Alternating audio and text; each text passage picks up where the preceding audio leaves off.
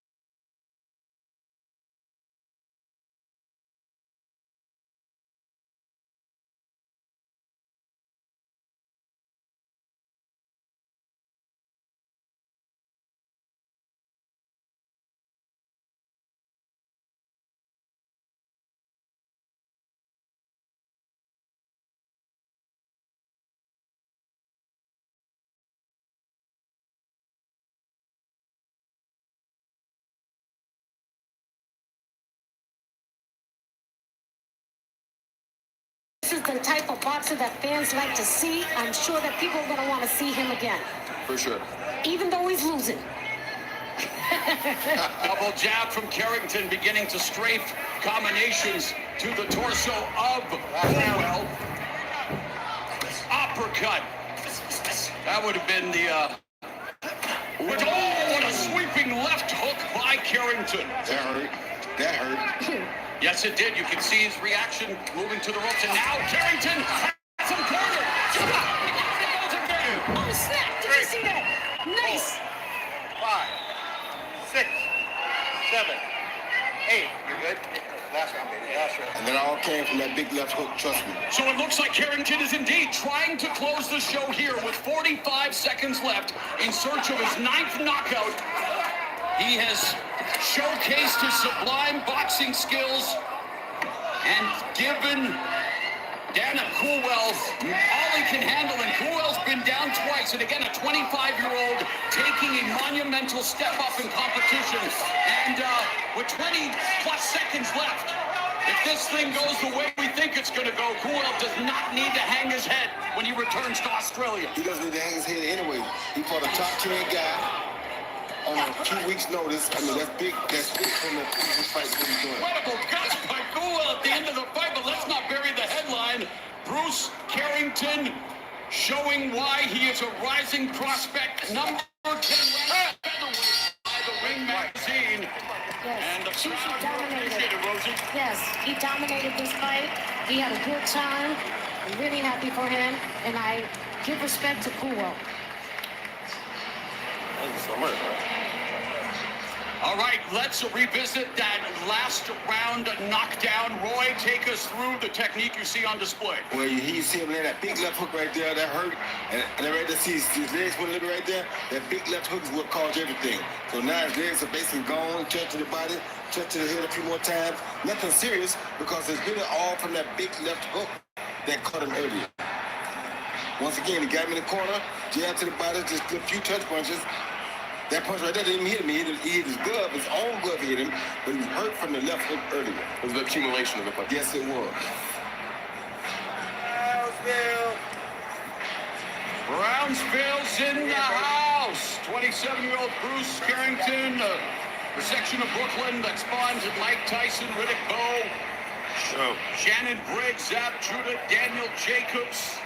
And he is the next, will he be the next big thing at 126 pounds? And again, you see the forever Ike. I mean, family is everything, and especially in boxing. And to lose his brother so tragically at such a young age, Carrington has committed himself to making himself the best human he can be and the best prize fighter he can be. And we've got the official decision standing by. Maintain that focus.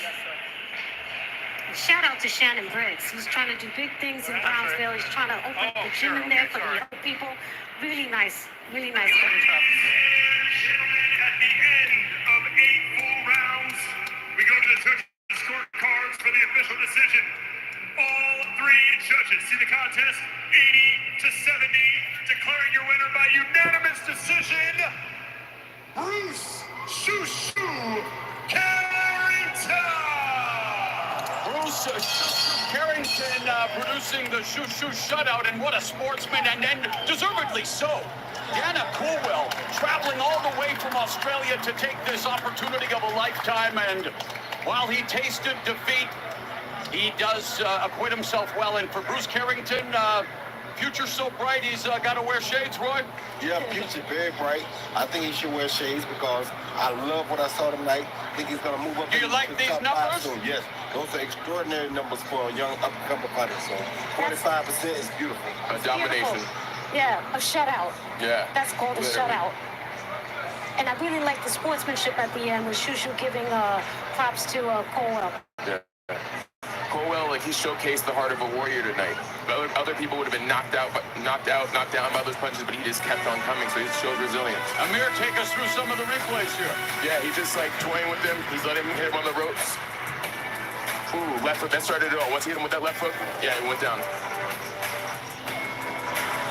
And then he started wobbling him again. Same video. But he's so relaxed in there. Shushu's so relaxed. Like, he feels the punches coming. He just is very fluid as a boxer.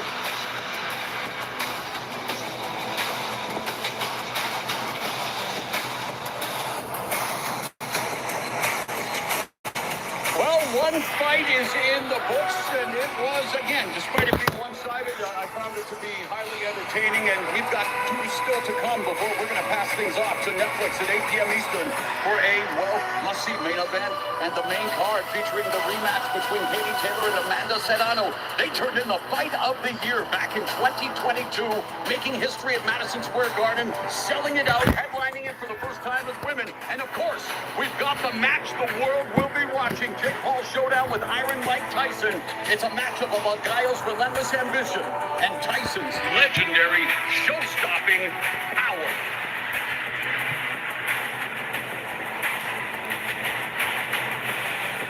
And yesterday at the weigh-in,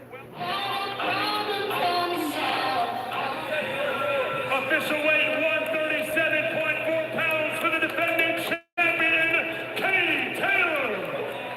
Official weight 137.4 pounds for the challenger. So the fight for the undisputed 140-pound crown, contract weight of 138, but these two trailblazers, two of the most decorated champions in boxing history, a reason the runner. Your dad means business. He means business. And now why did that happen? Because he intentionally stepped on his toe. And my dad has been very respectful and nice throughout the whole promotion, but Jake Paul's been kind of disrespectful.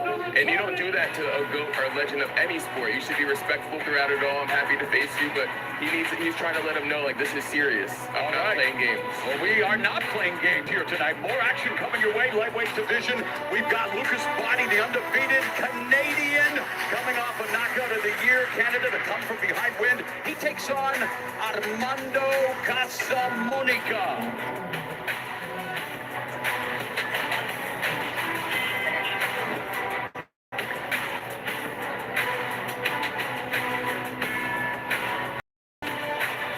We are under the unified rules of boxing as being administered by the Texas Commission. There is no 3 knockdown rule. Only the referee can stop the fight. A fighter cannot be saved by the bell in any round. If an accidental foul ends the fight, 4 rounds must be completed to consider it official.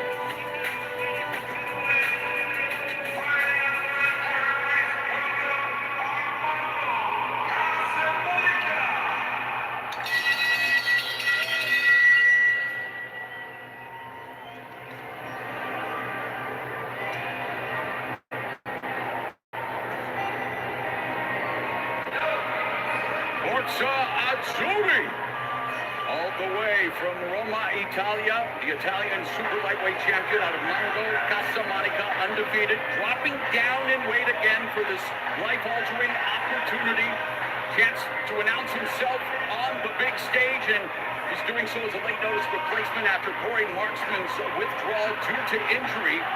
Casamonica looking forward to this huge opportunity as much as I look forward to Mama Ronaldo's gnocchi. And we're going to get a chance to see if he's going to go for the wait for it, Amir. Knockout. Knockout. We shall see. He admires Canelo Alvarez. I mean, who doesn't when it comes to what he does in the ring, especially his beautiful combinations. And Roy, he feels, again, being the unknown quantity, taking a fight on short notice, he's going to try to derail that hype train because there's a lot of buzz surrounding Lucas Body. Yeah, you always supposed to try to derail that hype train, and seeing that Lucas Body had to come from behind in his last fight, now you can hope that you can do something to that undefeated record that he has. I will see you guys on the main card.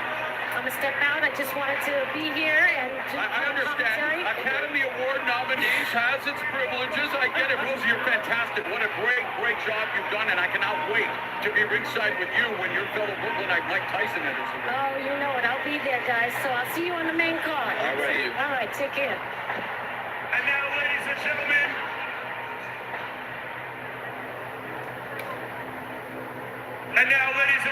fighting out of the blue corner, please welcome to the ring, Lucas Body.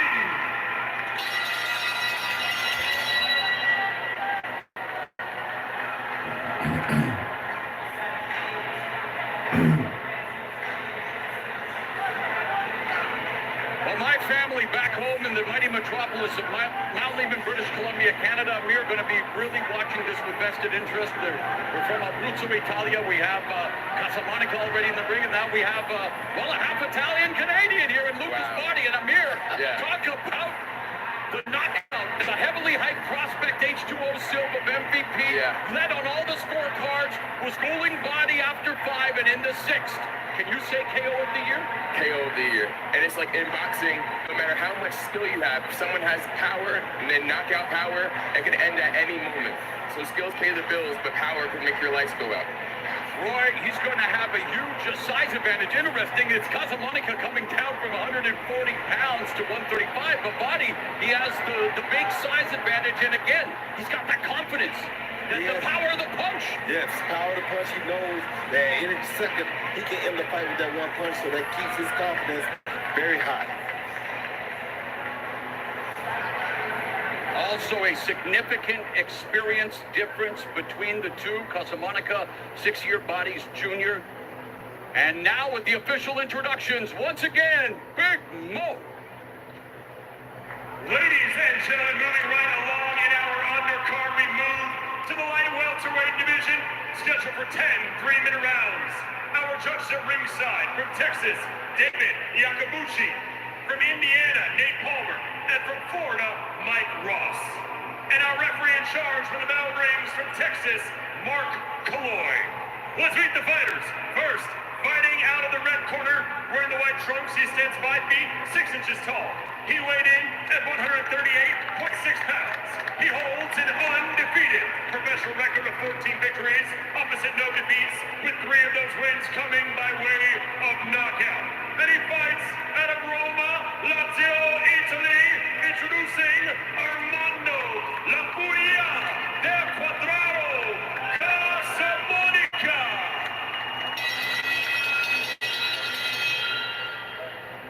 And now his opponent across the ring, fighting out the blue corner. He stands 5 feet, 9 inches tall. He weighed in at 134.6 pounds.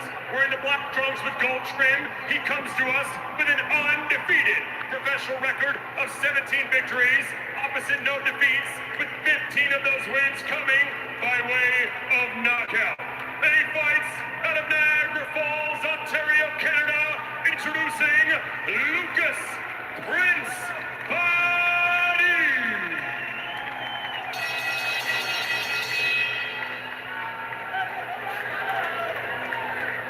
I'll be with you right there. Fighter. Let's go. Fighter's chief second. Okay, gentlemen. We've already gone over the rules in the dressing room. I expect for you to obey my commands at all times. Most importantly, protect yourself at all times. Punches in this area and up will be considered legal. Punches in this area and up will be considered legal. Touch gloves, go to your corners. Scheduled for 10 rounds in the lightweight division, the undefeated Canadian Lucas Prince Body battling La Furia del Quadrado, the Fury of the Square, Armando Casablanca. Ready? Ready? Books the bell, and round 1 immediately. Body comes out. Tries to establish the jab, upper body movement by Casablanca with the high guard. Yeah, right now The they're just, jab early is the body up here. yeah, right now they're just feeling each other out. He's hitting with jabs. You know, Casablanca, he's coming in, or is coming in. So they're just really feeling each other out right now with the war of the jabs. And Roy, we've seen Body be able to cut off the ring, control distance, loves unleashing power punches without having to fight in, what did Amir call it, the phone booth? Phone booth, yes. Good thing about Body tonight is Casablanca is not known for his punching power. He only has 3 knockouts and 14 victories, so his safe ground should be for Lucas Prince. Yeah, Body, 15 knockout wins in his 17 victories. Began his career with 11 consecutive KO wins. Now on a 4-fight KO streak. Minute gone in the first round. Amir mentioned it. Just a feeling out process again. Do the lights get any brighter than this, Amir? No, there's never been an event of this century that could top this. It's like a Super Bowl audience. Everyone's excited about it, and they're trying to show out because it's the best platform you could possibly have. And Body utilizing that footwork we mentioned, Roy, and the jab, and now follows up with the right hand. Very good right hand. Body is a very strong puncher. I like his base. His legs are set to punch at all times. That's a beautiful thing. Midway point of the first frame, and there's a body shot by, Body. That one wasn't on purpose. Usually they are, Roy, when I do stuff like that. No, for Casablanca, he has redness around his head already from catching the punches of So, you know, Buddy has very powerful punches because he hasn't even hit him yet a lot. But the action from his own hands hitting his face has turned his head red from Buddy's punches. Yeah, but even Body, he has his nose red as well. So Casamante, he knows he has power as well.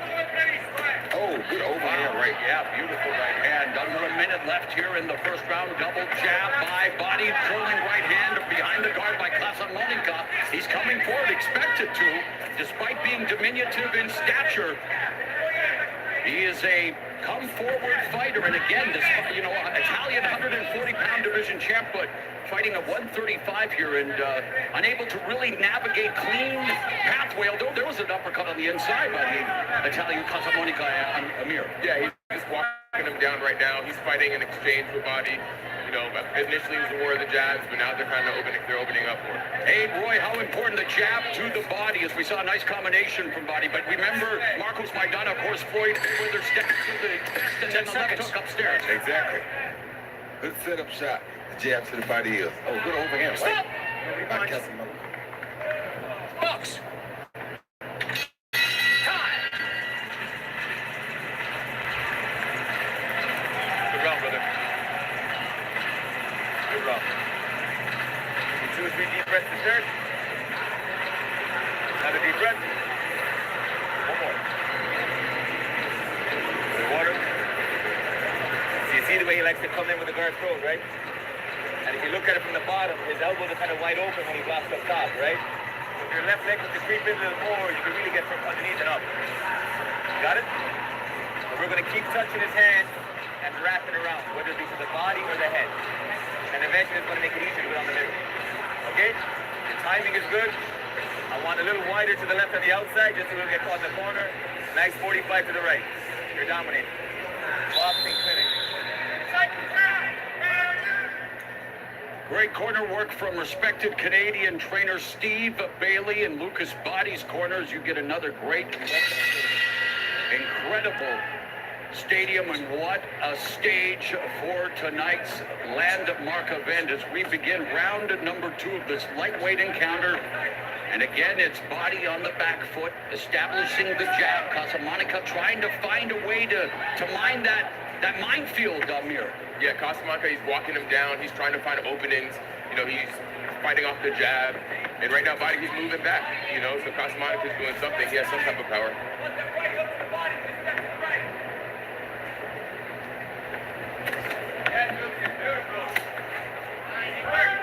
Think about some guys like Casamante, because when they fight a guy that's known for his punching power, they want to try to get their punching power respect as well. So having 3 knockouts, he knows that just a jab to the face ain't going to be enough to keep or to get respect from Lucas Body. Yeah, but Casamante, he has to walk out because we saw what happened with that last fight with the Silva. He got knocked out.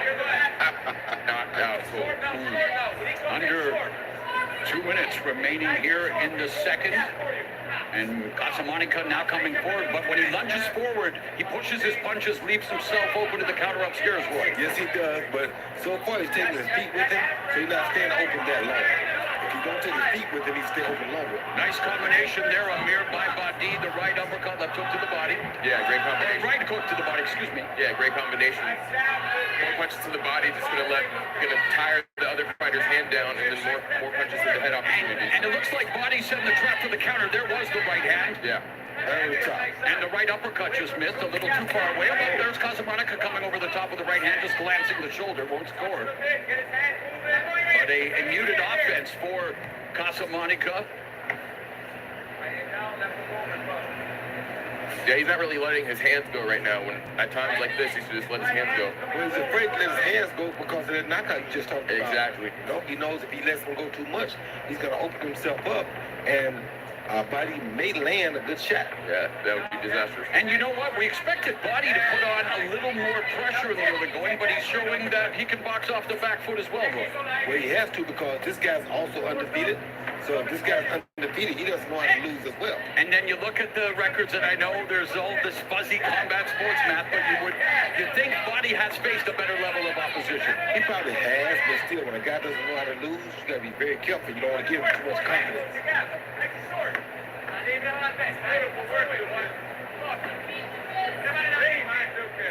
Yeah, right now, Body just looks like he's waiting. He's throwing combinations. He's waiting for that perfect punch so he can showcase his power. 10 seconds, stop on the bell. Se para la campana.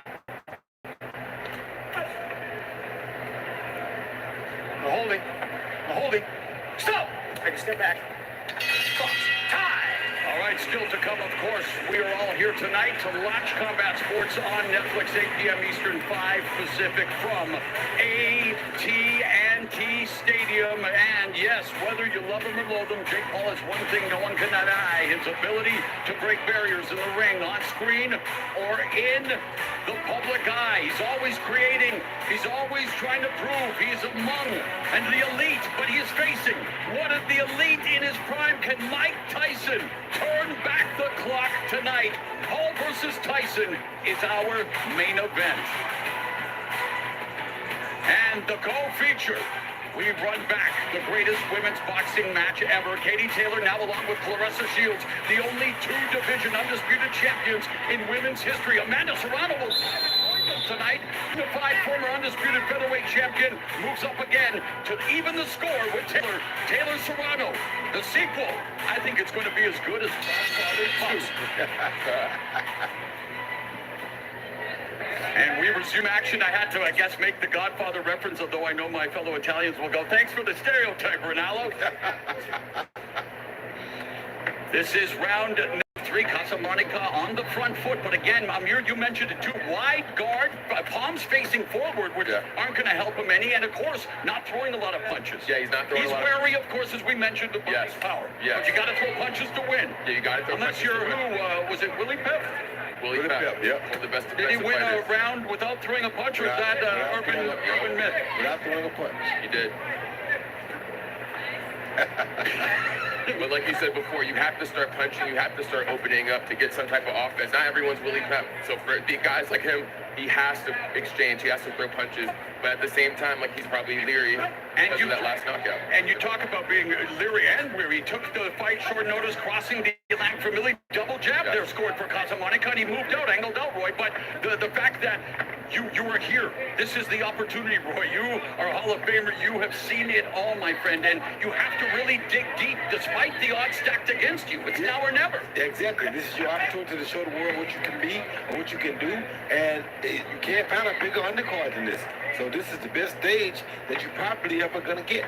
And Casamonica seems to be getting a little more confident, and on cue throws that looping right hand, but Amir, there's a little more purpose in his step now. Right, yeah, he knows he has to, step it up because as the fight progresses and he keeps on doing it, the more he'll lose to get behind on the judges' scorecard. So he has to open up at this. Nice stab jab by Body, and immediately, and again, what do you think about when they go straight back? If you have, Floyd Mayweather, the pull counter, highly effective, but you got to have amazing reflexes in time and defensive timing. You better have amazing timing or you're going to miss it, and you're going to open yourself up for a left hook. There's a left hook. Right when he said that, he left hook right away. What are the Powerball numbers going to be, boy? Under a minute left here in the third. Nice right hand by Body, and there was a combination. Went right through the guard, too. Yeah, that sent Silv to his first defeat. It was beautiful technique. Nice technique there with the footwork by Body. Stop! He wants to bring a world championship fight to Niagara Falls, Canada. It's mini Las Vegas up there. Been there many times, and a beautiful part of the world. And it's nice to see Canada being represented on this big stage, because coming up, fellow Ontario resident Melissa Watpool will challenge American Shadesha Green for a vacant 168-pound division title. Yeah, your Canadians are representing today, man. Hey! There they are. I'm grateful to be a part of it. Just over 10 seconds left. Another good round for Body, but a better round for Casamonica in terms of trying to find a bit of a rhythm.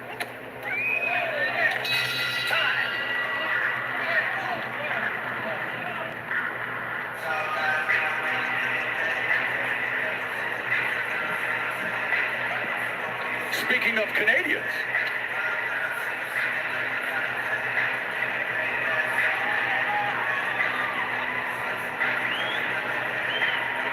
A nice short shot, okay? Right? And then reload the leg and the hip for the second. You got me? You're landing nice single shots now, but we need that reload. We need to sit back into your stance. That snap, right? Touch, touch, go. Got it? Arrivi subito. Ma arrivi subito che sta scomposto. Si scompone, lavora su queste situazioni qua. È importante. It's enough of this. This is for your career. Let's go. Hey, I was able to do it. I didn't think I could do it, man. I speak, less than I know. But, man, there is a sense of urgency. Even though us Italians, we always sound like we're urgent. It's an opportunity here. And Casamonica has to try to get back into this fight, Roy, because total punches through 3. We've got body 33 of 186. For 18%, Casamonica 29 of 136 for 21%, according to CompuBox. What kind of a story does that total tell you, Amir? Yeah, he just dominating the fight. But Casamonica's not dominating the fight, but he's kind of like hesitant. You're right, and he's starting to slowly get back into it, Roy, with these punches. He's getting back into it because body's just looking for the knockout shots. Now he is, just looking for the knockout shots. You give away a lot of stuff. So like that, he's giving away a few punches because what's basically happening is Casamonica is becoming a busier fighter. Yep, now on the front foot and backing Body up. Of course, Body always has that great equalizer, the counter shot, but trying to feel his way in with the jab. Chopping right hand by Body, but here comes the aggressive Casamonica. Body landed a good counter right, but Casamonica landed 3 more punches on top after that happened, so he probably got the best of that exchange. And a sharp jab splitting the peekaboo guard, Amir, of Body. So Casamonica's confidence is growing. Nice left hook to the body. Left hook upstairs. That was amazing. Yeah, he's stepping up because he knows as a boxer, like we said before, he's not really prepped, so he has to bring it. And at this stage, no better time to do that. Almost a hammer fist there from Casamonica. Bring it back, memories.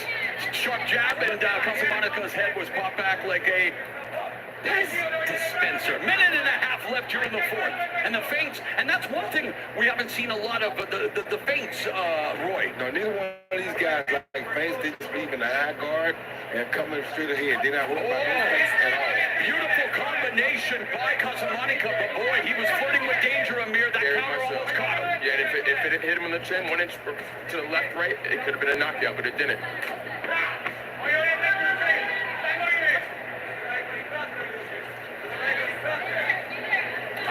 Less than a minute now left to go. Beautiful chopping right hand, left uppercut by Body, a little upper body movement, and Body trying to get him out of here right now. Those punches had bad intentions on him just then. seeking his sweet 16th knockout, Roy. Yeah, bad intent. But you know what? Casamonica's throwing with bad intentions, Amir. But again, just 3 knockout wins in his 14 fights. The reason he only has 3 knockout wins is because he don't punch with his knuckles. And you're talking about pronating? Yes. And explain, Roy. Well, he punched him with the 4 knuckles of his hand instead of the knuckles on the top of his wrist. The knuckles at the top of the arm. There we go. The knuckles down to your thumb. Those knuckles are not hard when you hit with them. So you want to hit somebody good, hit the knuckles up above your hand, not the ones down by your thumb. Yeah, Body is definitely trying to set up the money punch. Great right hand. Talk about a good counter from Casamonica. The right hand good. At the end of the fight. Amazing exchange. Casamonica ain't backing down, I'll tell you that. Not at all. He's not going to give up.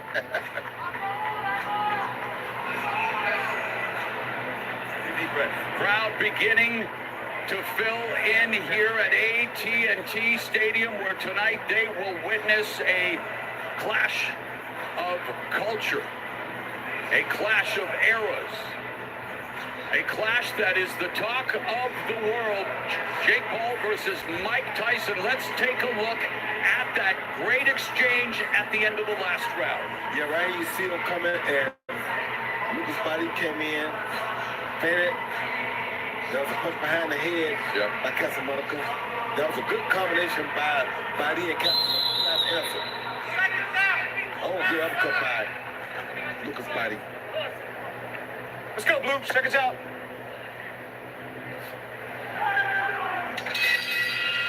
And guess what? Round 4, punches. Body, 16 of 55, 29%. Casamonica, 16 of 64, 23%. When you're on even terms like that, yeah, you can produce some decent action, Roy Jones Jr. Of course, you hit each other 16 times. Took 1 or 2 more punches to do it than the other, but they both landed 16 punches. All right, let's hear for the first time tonight from our rules expert and unofficial scorer, Sean Wheelock. Well, 3 rounds to 1, 39-37 Lucas Body. In modern pro boxing judging, you're looking at 3 different 10-9 rounds. Close, moderate, decisive. Rounds 1, 2, and 3 are moderate 10-9s for me for Lucas Body. That was a close net 10-9 for me for Armando Casamonica, round number 4. He controlled more of the action. I thought of those equal 16 punches. The Casamonica punches were a bit more effective. Thank you, Sean. Look forward to hearing from you throughout the night as Body backing Casamonica up with the jab, goes to the body, but doesn't follow up with the right hand, and now tries to lower the boom with the uppercut, but Casamonica remains on the prowl, Amir. Yeah, they're on the prowl. They're both on the prowl, but like more so Casamonica. And yet he's still tasting counter shots. Exactly. But right now he's just jabbing and jabbing. But Stop! Right. we'll see if he can continue doing that. Box.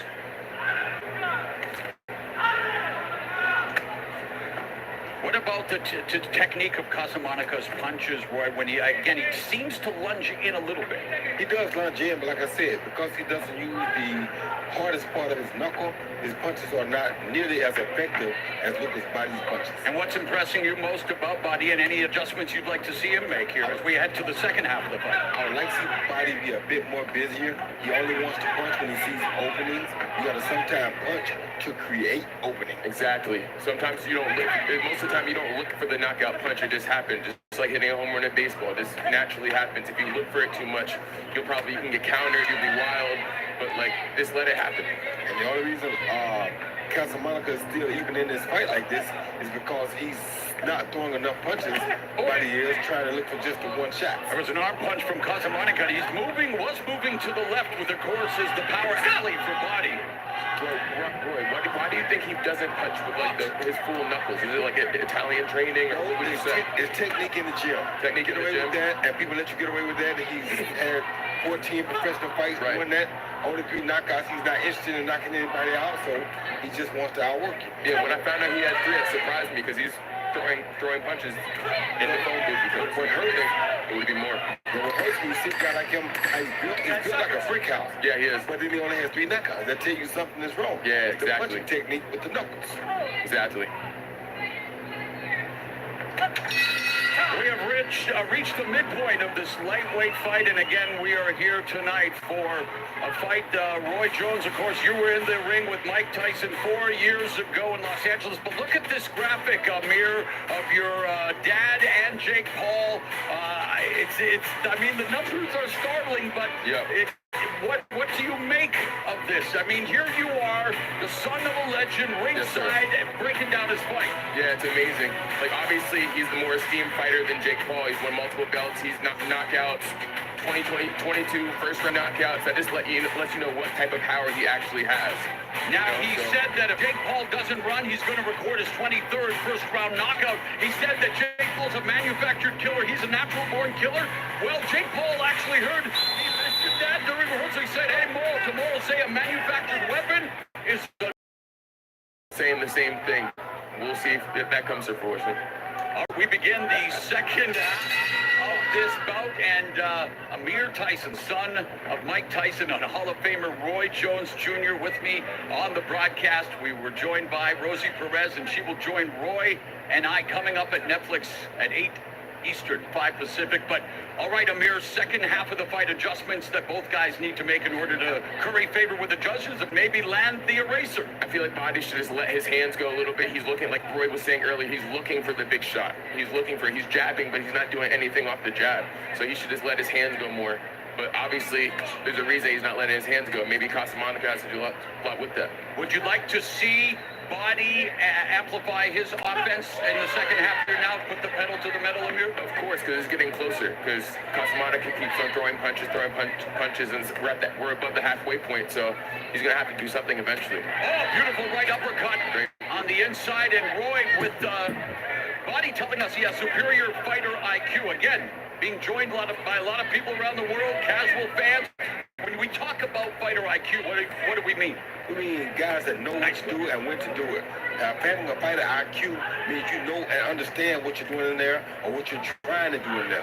Most guys don't know or understand. They just go through Watch the hands, the watch motion the of hands. whatever happens. Right, like tactical awareness, the adaptability. How about fight management? Talk about fight management. Fight management is knowing when to turn the gas up or when not to turn the gas up. So sometimes you see guys like him. Right now, fighters should be throwing more punches to the gloves, not so many to the face, because the way he's managing the fight now, he's just looking for the one-shot knockout. If this other guy, Casamonica, was good enough, he could stay in this fight because Body's not doing enough. Not doing anything at all, really. Except for jabbing or doing stuff like that, but he needs to do more in order to win this fight. I think he's still winning the fight, but like I said, from the early round domination. Yeah, from the early round. Right. More, it would be very difficult. Yeah, You know we live in a what have you done for me lately world? And, of course. coming off that knockout of the year candidate, but again, every fight is its own story, and with less than a minute remaining here in the sixth, Casamonica is keeping Body honest. And Body throws good counters, but he's just not doing enough. Right. Very good counters. Is it just me or is Body taking some deep breaths? He takes some deep breaths. See, he landed a good counter right there. He seems a little fatigued right now. Yeah, but this undefeated fight ain't gonna lay down, so Right. Yep. And talk about the mentality of entering the ring with like 16, or excuse me, here 17 and 0, but being an undefeated fighter like you were for the majority of your career, Roy, what's the mentality like? the mentality is you don't want to give it up, but what I'm trying to say is that Casamonica has that same mentality. Casamonica is 14 of them. Yeah, and he's maybe put a definitive statement on this record mirror. Yeah, he didn't come from Italy to lay down. He's gonna give it his all. You know. Look at him, look at him. He's getting confident. Look at him. He's talking to him too. You see that right? He's talking to him too. The bravado of Armando Casamonica. ¿Cómo está ahí? All right, how are you? Man. Lei è convinto di te stesso. That's an interesting Non answer. guarda qui intorno, non sta. Pensa che stiamo a casa nostra. Hey, pretend we're at our home. Non sta Pretend we're pensando, back in pensa Italy. a casa nostra. Yeah, just think like we're at home. Everything's fine. Don't worry about where you're at. Questa 4 riprese. Stai bene It's good. fisicamente. Everything's okay. Dobbiamo essere convinti. È molto stanco. I'm happy. He's very tired. Body is very tired. Prevedibile. Per riportare in acque più sporche. Per portare in acque più sporche devi attaccare più. Make it dirty. Make it ugly. Very nice work. You got any pop left? Do I need to translate the Canadian?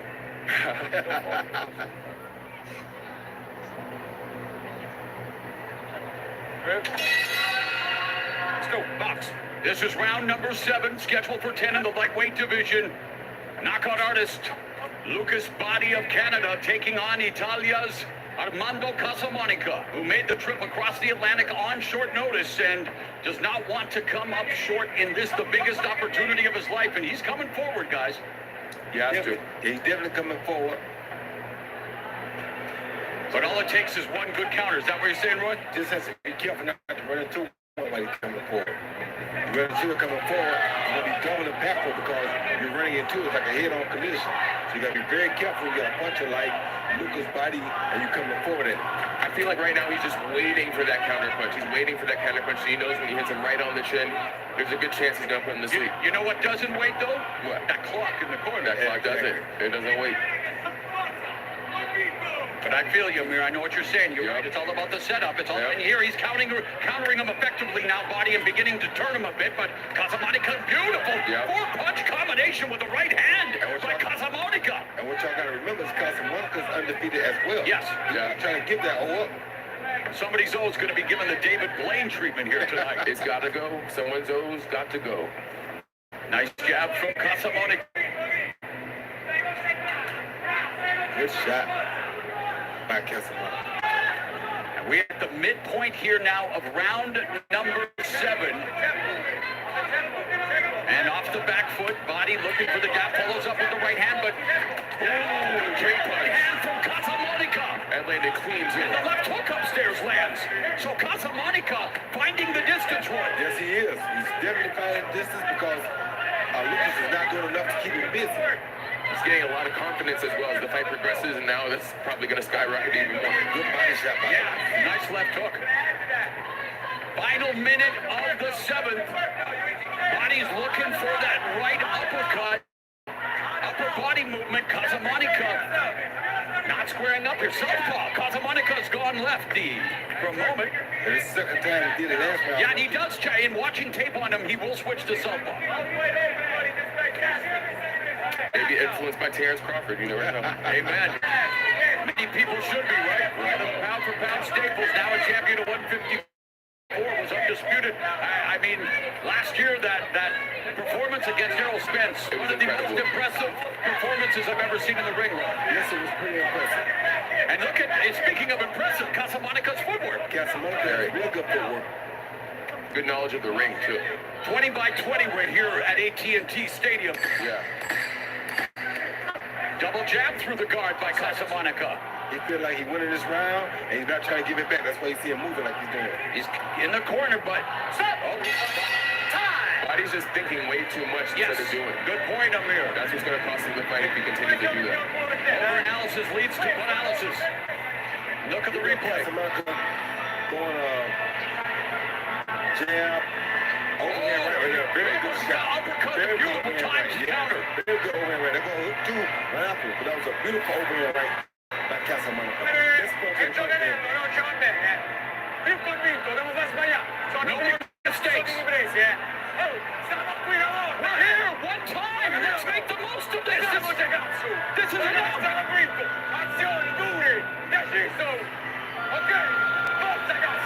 Come on, give us your strength, give us your all. We're going to do this. We came here to win.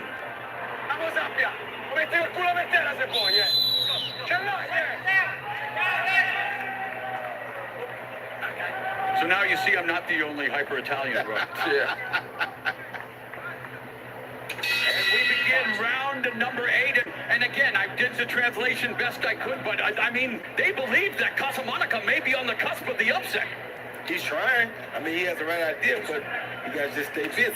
And why don't we bring in our unofficial score rules expert, Sean Wheelock? I mean, Sean, Casamanica's on the come-up. I agree, Morrow. I have this 4 rounds to 3, 67-66 Lucas Body, but I have given Armando Casamanica rounds 4, 6, and 7.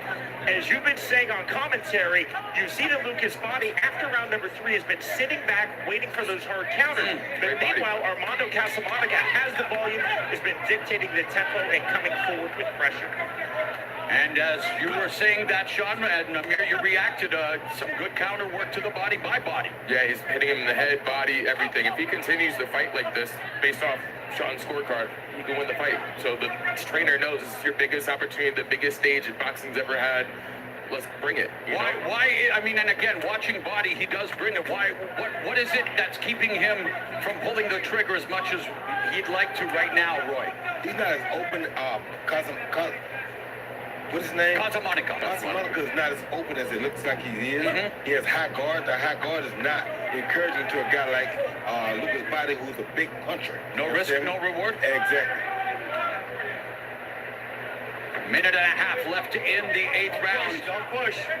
Mark Calloy, veteran referee, maintaining law and order, and has had a pretty easy go of it. These two pros doing their best to give the fans a display of their skills in the sweet and savage science.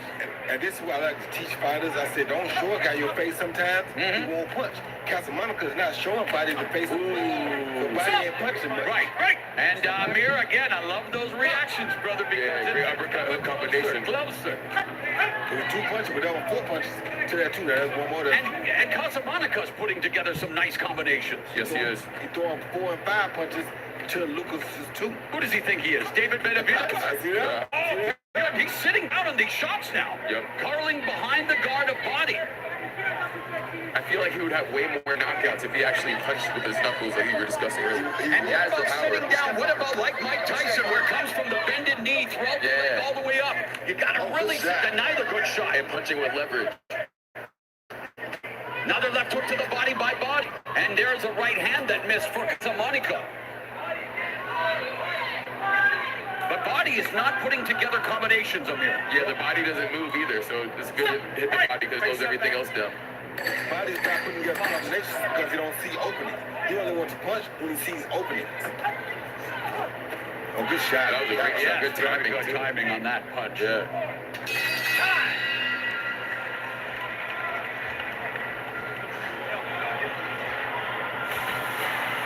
A new wave of fighter. Jake Paul's building a career defined by fierce ambition and unfiltered confidence. But man, from the streets to the ring, Mike Tyson's rise to dominance is a story of raw talent, relentless determination, and a fearsome legacy that still echoes through the boxing world. And yeah, they will meet 8 rounds. The rules have been tweaked. 8 rounds, 2-minute rounds. But what will happen when Jake Paul steps in the ring with his dad's favorite fighter, Mike Tyson? Each of them have, of course, predicted the knockout. And boxing purists, well, they are waiting with bated breath for what should be an electrifying rematch of the greatest female boxing match in history. Katie Taylor, Amanda Serrano 2, Serrano looking to even the score. Looking to defend the undisputed 140-pound title. The penultimate round, round 9, and power punches through 8. For Body, 51 of 154 for 33%. For Casamonica, 56 of 186 for 30%. So, Casamonica's landed more. Body has been more efficient. And probably more effective. Yeah, definitely more effective. But Casamonica, he's fighting a smart fight. You know, he keeps on coming forward. He's like resilient. Oh, this little great rib shot. A very smart fight. Yeah. Ooh.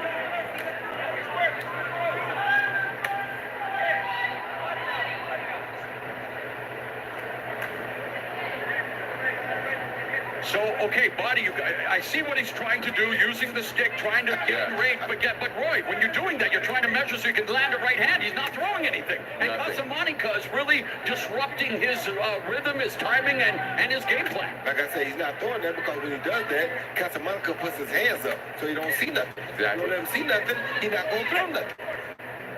Amir, what does Body have to do?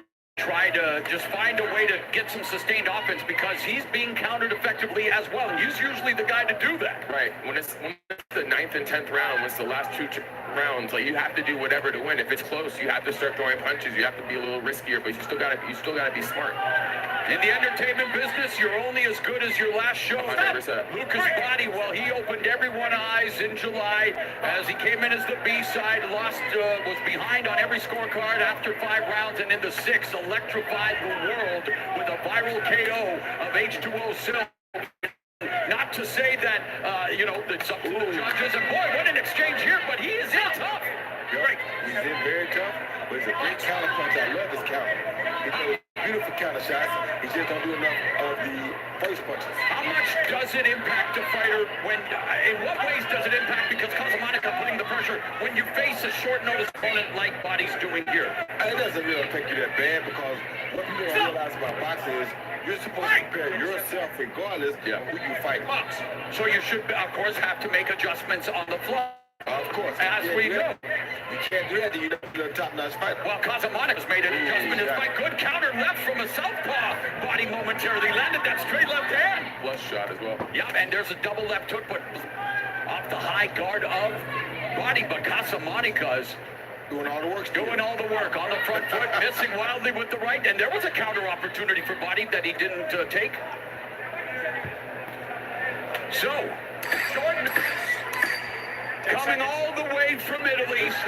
And Armando Casamonica is going to the 10th and final round.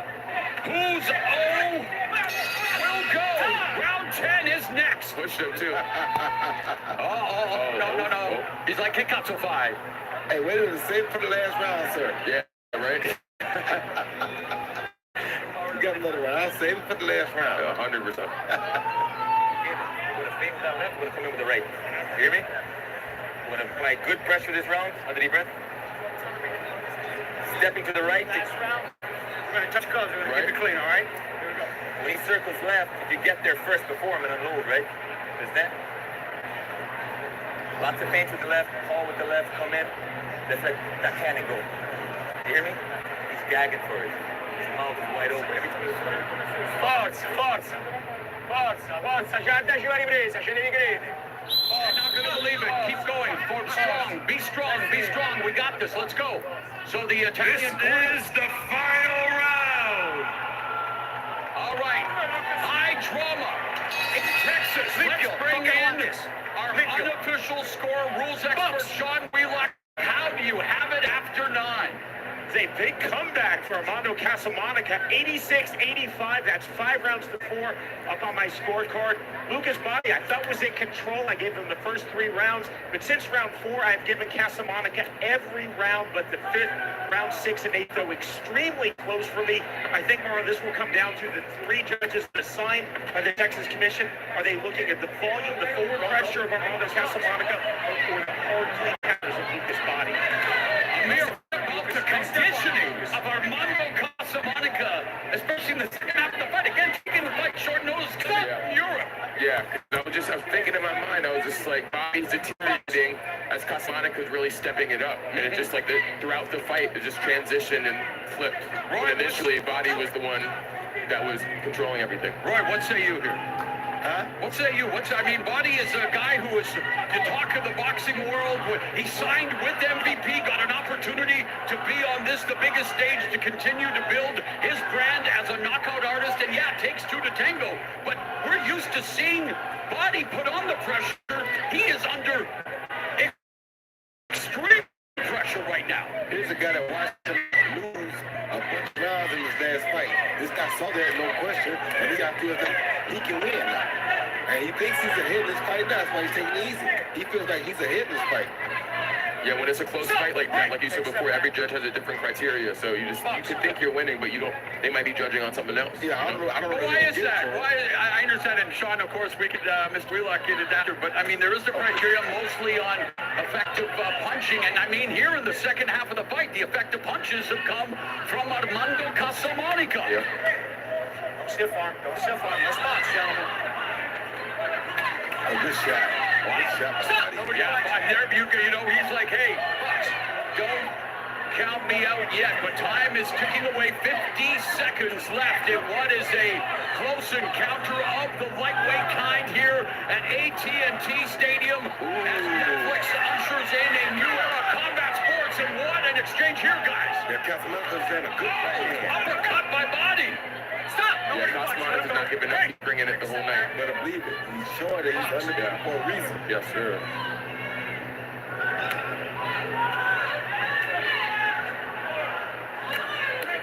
Final 20 seconds.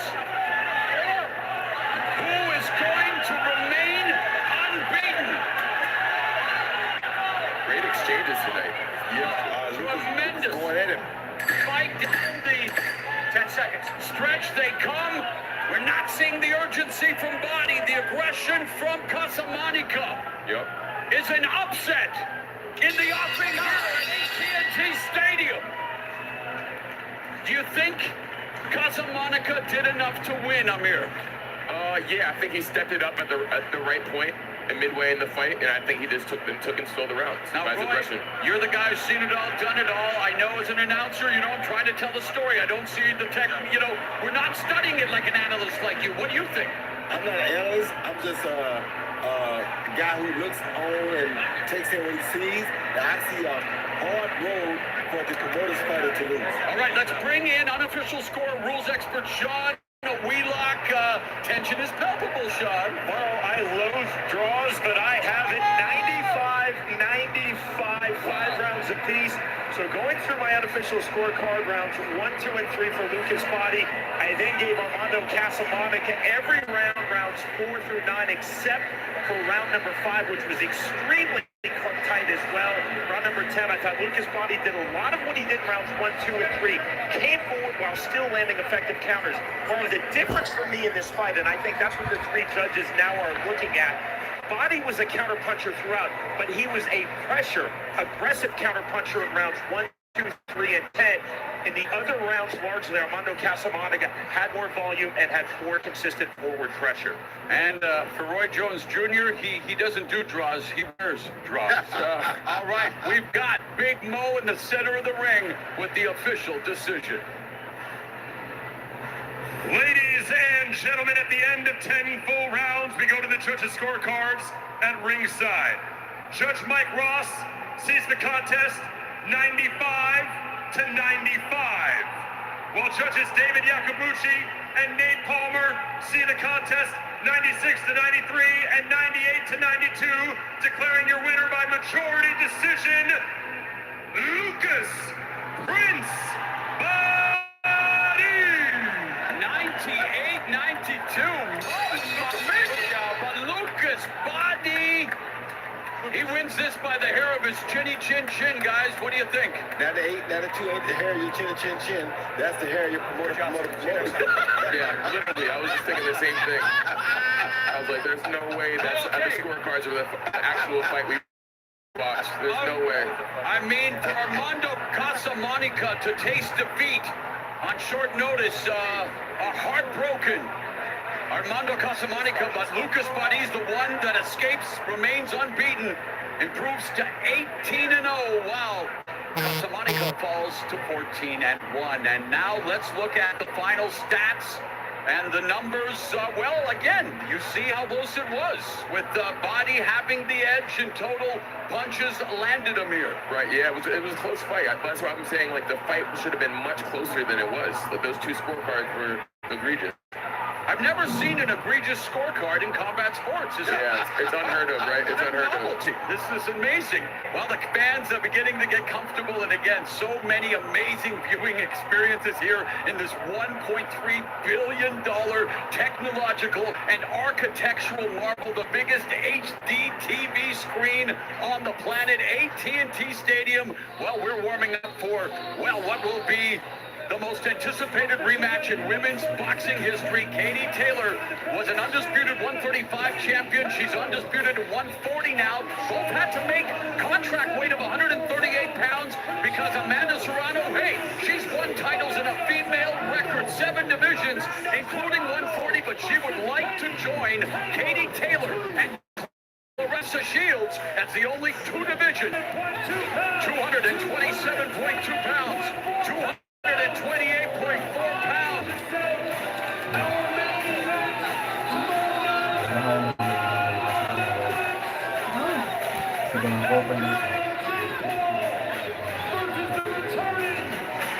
And now we are set for the first of 3 World Championship fights on the bill tonight for a vacant 168-pound title.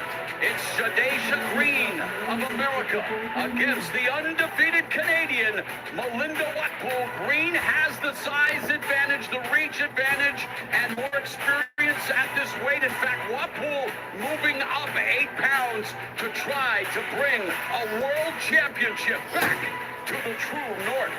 And now with the rules, let's go to Mr. Sean Wheelock. The unified rules of boxing are being used for this WBO world title fight. Rounds will be the women's boxing standard 2 minutes in length. There is no 3 knockdown rule. A fighter cannot be saved by the bell in any round. If an accidental foul ends the fight, 4 rounds must be completed to consider it official. Making her way to the ring first, fighting out of the red corner. Please welcome Melinda Watpool.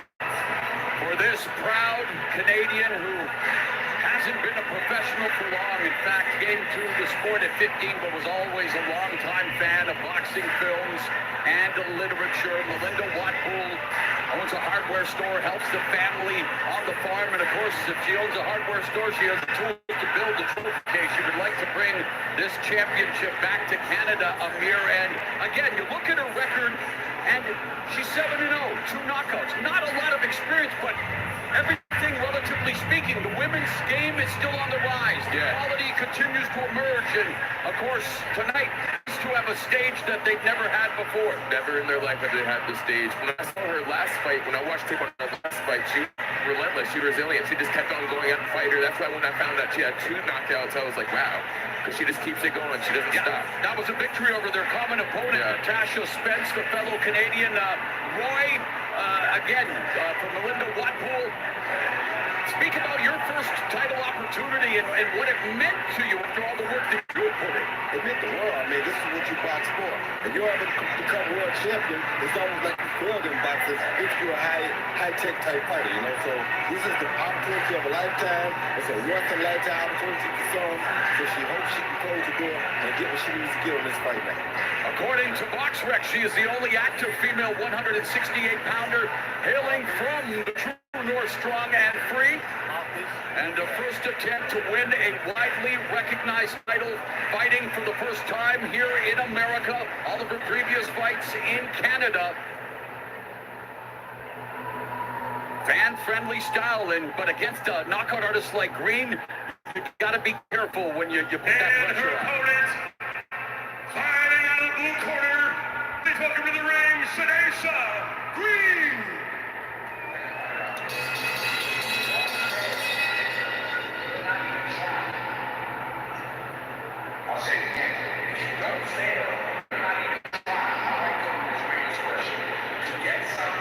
You hear the motivational words, and she's all about mantras. Be phenomenal or be forgotten. The sweet Terminator, Shanesha Green, she does not want to be forgotten.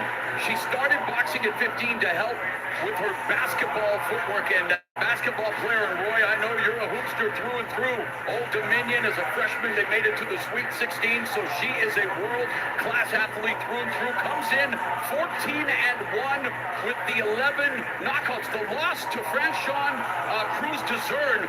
Dezern made it ugly. Many people think WAP will have to do the same thing, have to smother the offense of someone who is a rarity in women's boxing, a knockout artist. That's what she better do. She better go in there and try to smother that punching power so that she can survive, make it an ugly fight, and maybe she can be victorious. But we'll see. Second female promoted by Jake Paul's Most Valuable Promotions. Of course, Amanda Serrano was the first. This is her second attempt at a title after losing to Cruz Dezern for a vacant title in this division. Let's go to Big Mo. Ladies and gentlemen, live from AT&T Stadium, this is the final bout of our undercard, and it is scheduled for 10 two-minute rounds, and it is for the vacant WBO Super Middleweight Championship of the world. Our judges at ringside, from Nevada, Lisa Chiappa, from Canada, Jeremy Hayes, and from Texas, Jesse Reyes, and our timekeepers, Hideo Perez and Arthur White. And our referee in charge when the bell rings from Texas, James Green. Let's meet the fighters. First, fighting out of the blue corner, wearing the purple trunks with black trim. She weighed in at 166.8 pounds. She holds an undefeated professional record of 7 victories, opposite no defeats, with 2 of those wins coming by way of knockout. And she fights out of Pepperlaw, Ontario, Canada, representing United Boxing Promotions, introducing Melinda, the Whip, Wapool. And now her opponent, fighting out of the blue corner, wearing the black trunks with white trim. She stands 5 feet, 8 inches tall. She weighed in at 167.8 pounds. She holds a near-perfect professional record of 14 victories, opposite just 1 defeat, with 11 of those wins coming by way of knockout. And she fights out of Patterson, New Jersey, USA, introducing Shanesha, the Sweet Terminator Green. Come on, ladies. Let's go, ladies. Okay, ladies. This is for the WBO Super Middleweight Championship of the world. You got the instructions in the dressing room. I want you to protect yourself at all times and obey my commands at all times. Touch glove, back to your corners. So, the first of our 3 World Championship fights here at AT&T Stadium in Arlington. Shanesha Green hopes the second time is the harm for her opponent. And for Wapool wants to become the first ever Canadian women's 168-pound champion. And yet both of these fighters to be able to do it under the brightest of lights, as of course women's sports A huge meteoric rise here led by the likes of Caitlin Clark. But across the sports world, we are seeing women getting their due, and we're starting to see it in boxing too. Of course, you're seeing it in boxing, but this is the best situation ever for women's boxing here because what Jake has done and allowed these women to be able to do on this card tonight is out of this world. What they did 2 years ago was out of this world. And we're talking, of course, of the fight between Katie Taylor and Amanda Serrano, which is the second women's title. Oh, beautiful right hand curling around the guard, and already Green landing some power shots, Amir. Yeah, landing power shots. Usually overwhelms her opponents with power and speed and strength, and she usually walks them down like she's doing right now. Yeah, Jake Paul signing Amanda Serrano, just a legendary fighter who until she's 36 now, wasn't until this week that she got a cell phone. That's how committed she was to boxing. No dates, no drinking, no smoking. It's a reason she's a Guinness World Record holder for female fighters as a champion in 7 divisions. And now we've got Green, the second female fighter. And opportunity for Watpool to land a right hand. She missed it on the counter. That dedication is where she's at. Yeah, and the same can be 100%. said for Katie Taylor. Very 100%. instrumental.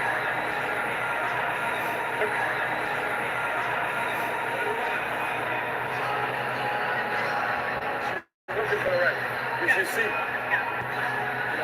But don't be so preoccupied with that sometimes. Second down. Let's go. Second down. Go back to the corner.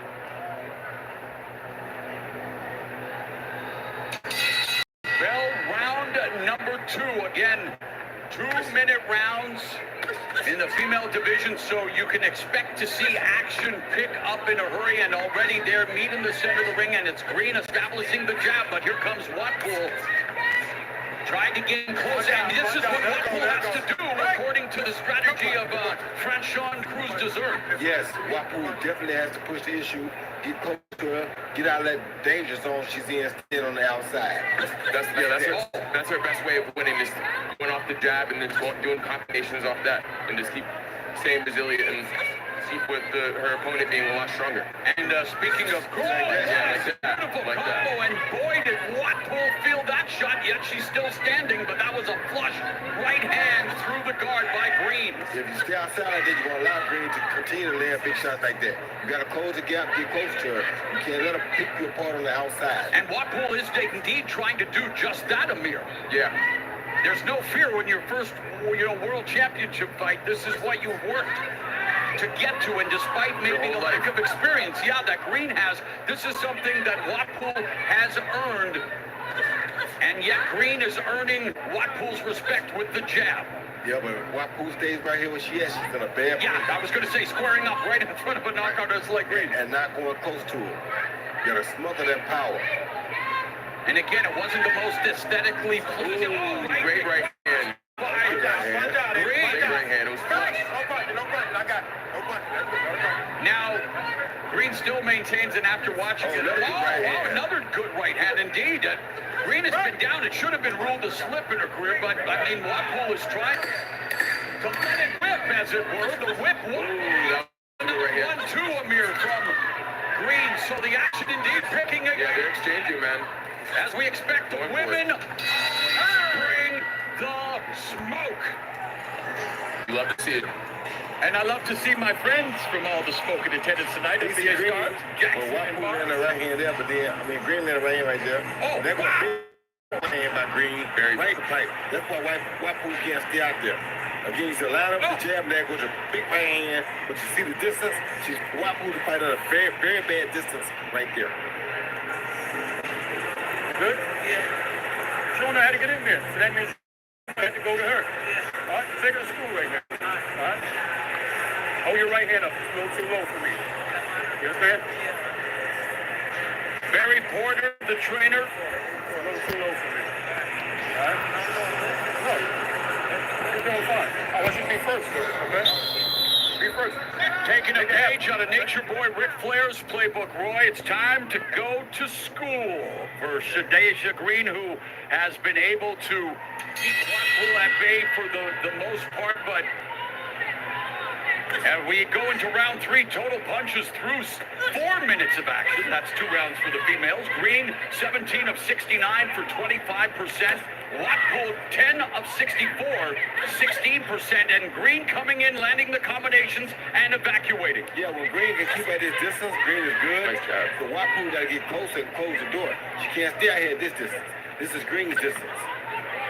And Green being a power puncher that she is, eventually if you keep messing around that deep water, she gonna catch you. Yeah, when you get too comfortable with the power puncher, it just comes out of nowhere sometimes. Exactly.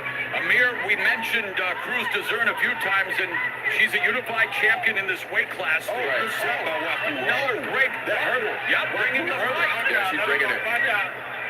Savannah Marshall moved on to MMA for now, so she's a championship in recess. That's why there's the vacancy. But Watpool standing her ground, nice defense there. Ducks underneath the right hand of Green. I mean, yeah, she's showing that she could fight at this level. And she's trying to prove a point. A 5-time national amateur champion in Canada, and again, a longtime student of the game. But for Jadesha Green, again, an athlete, high-level basketball player, Roy. Yeah, these high-level basketball players turn out to be really good fighters. Why do you think that is? Because of the footwork. You know, when you got footwork like that, it makes it very easy to transfer from basketball to boxing. Now, Watpool is smothering her offense coming there, Amir, with that right hand. She's just a little, not managing distance like I think she really wants to now, because there's opportunity, and of course, there's the great danger that could come in return. Honestly. Jab by Green. Along the ropes, using lateral movement, side to side. Right hand through the guard of Watpool. Tries to go for a lunging left hook, does Green. 1-2 at the end of 3. Yeah, it was very sloppy, though. Yeah. Find that sloppy at all, Amir? What are you talking about? Beautiful Mike Tyson tattoo. That's Hey, I didn't even see that. Hey, I like it. I like it. Should it be on his face, though? I don't know. That's his decision. Man, Mike Tyson, I mean, with that kind of commitment, you know people around the world, he's a global icon. He's had a Dickensian career, the best of times, the worst of times, but he's someone people have always been drawn to. And Jake Paul, well, my 100%. goodness, in this attention economy, he has turned attention to the mega earnings. He's a disruptor, but yet he's also a man that wants to change the way business is done in boxing. And it's Mike Tyson, Jake Paul, headlining the first boxing event on Netflix. Coming up later tonight, 8 Eastern, 5 Pacific.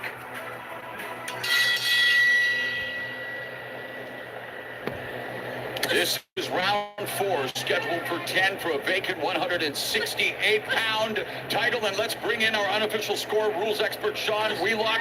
How do you have it after 3, my friend? Mauro, 29-28, Jadesha Green. I gave Green rounds 1 and 2. Round 3 narrowly to Melinda Watpool. Roy, you are nailing it. When Green can stay long, she's landing off of the jab, the clean rear counters. Watpool, though, in the mid-range and in the pocket, that's where she's effective. That's why I gave Melinda Watpool round number 3.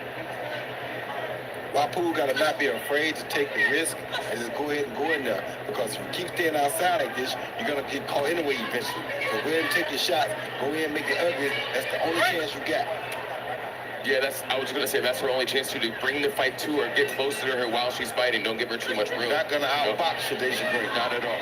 Watpool turned pro in 2022. Has averaged 3 wins a year against steadily improving opposition. Last 4 fights, though, went the scheduled distance. She started her career with 2 KOs in her first 3 bouts, but again, facing a former title challenger in Jadesha Green, and Green, of course, looking to make a lot of green. In order to do that, Roy, you got to be the champion. Yep. What do you think of the output? It seems to be lagging just a bit. No, Amir? Yeah, it's lagging a bit. But Watpool just bringing the fight to her. Jadesha Green's obviously she's a better boxer, but Watpool says that this is the moment, this is the biggest stage. Like she wants to show the world what she got. It seems like Green might be setting a trap for that counter right hand, Roy. She's been setting it all night. Just Watpool's been able to escape like that. And as long as she can escape, it's cool, but she's not doing an off of it. So once she starts attacking and get on, get too close for her like that, she'll be safer. Staying outside makes it dangerous.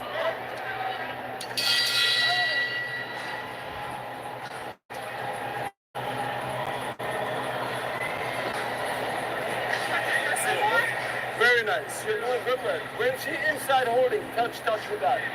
Because she's trying to hold and slow the action down. Keep touching her so she has to hold. You're doing beautiful. Turning to those right angles, boom. But it's not.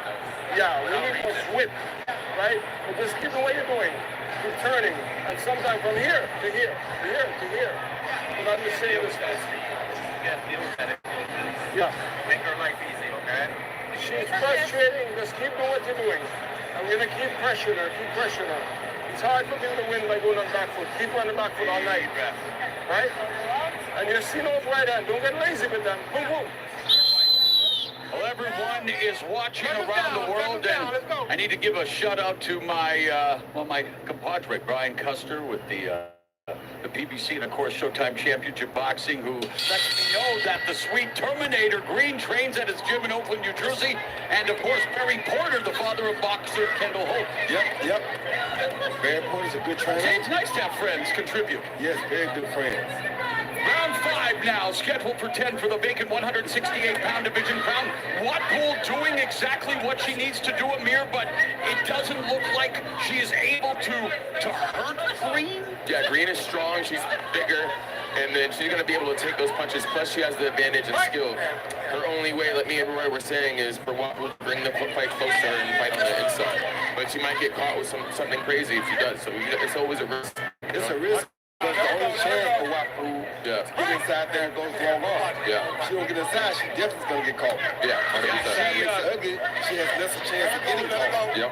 She's noted that her endurance and conditioning, she feels, will be an advantage over Green. And she said the importance of routine and focus in her training. She utilizes journaling, visualization techniques. I was here last night for rehearsal. Jake Paul showed up, literally meditated in the ring for 20 minutes. It's nice to see an awakening in terms of our self-care and mental health, you guys. We need it more now than ever, and it plays a huge factor in boxing. It's all mental. 80% mental, 20% physical. Backing Green up. What would you say, Roy? I don't know. Right hand. Old school. Yeah. You just fight.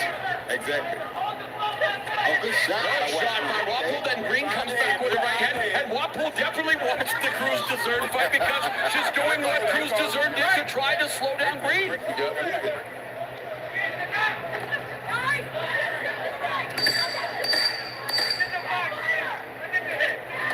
We are at the end of the first half of this championship fight, and indeed, the action beginning to heat up.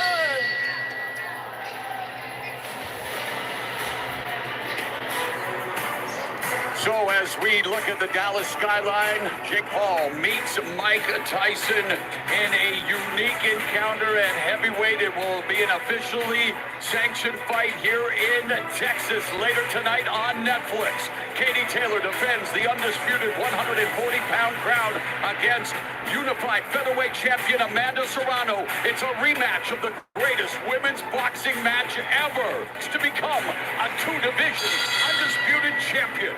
We shall see. And speaking of champions, Green and Watpool want to call themselves a champion here tonight as we begin round 6. What Green is doing here is really smart, but she's not pushing the issue to Watpool, not allowing Watpool to bring the issue to her. So if I push the issue, it gives her the advantage early, like that hook right there. Yeah, that was a hard punch.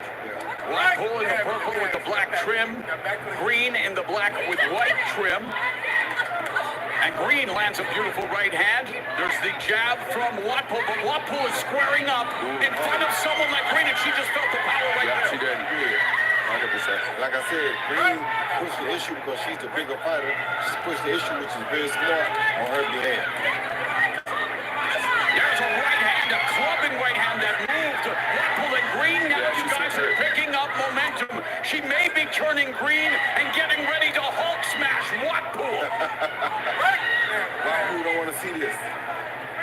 Watpool should have took advantage when she had the opportunity. 100%. Now, I mean, Green corner told her to do it 3 rounds ago, but now Green is actually doing what the corner told her to do.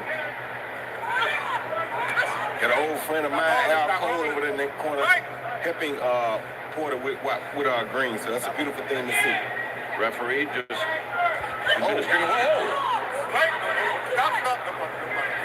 Very wild. approach. 30 seconds. Green clips Watt Pool with a left hook.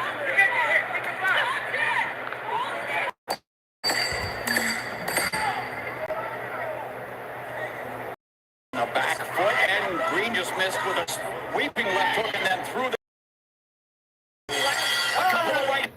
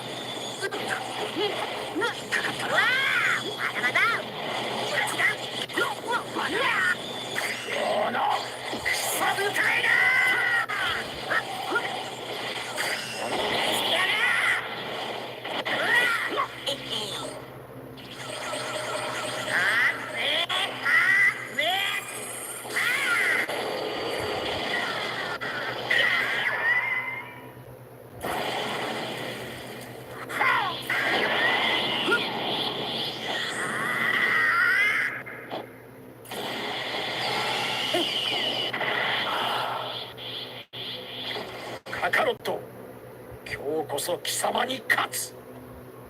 おめえには負けねえぞ、ベジータ。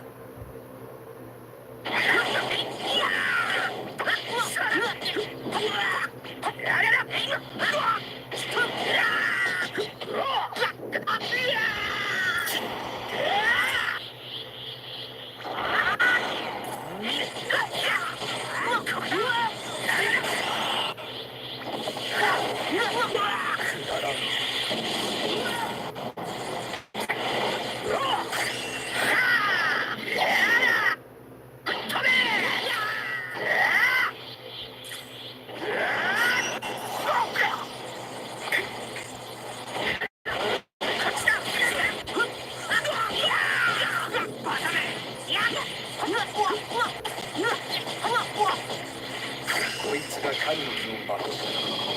プロミネンスフラワー。ちょっと待って。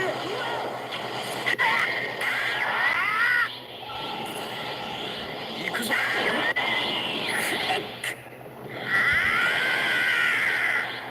このベ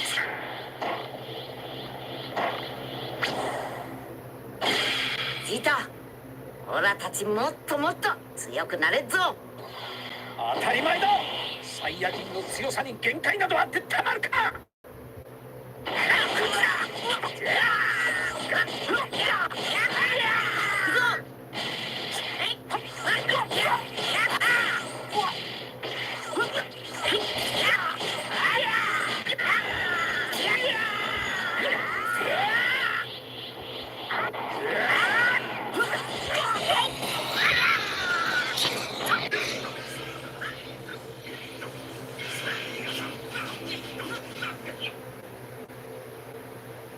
$4,000 al mes debería de ser muy efectivo.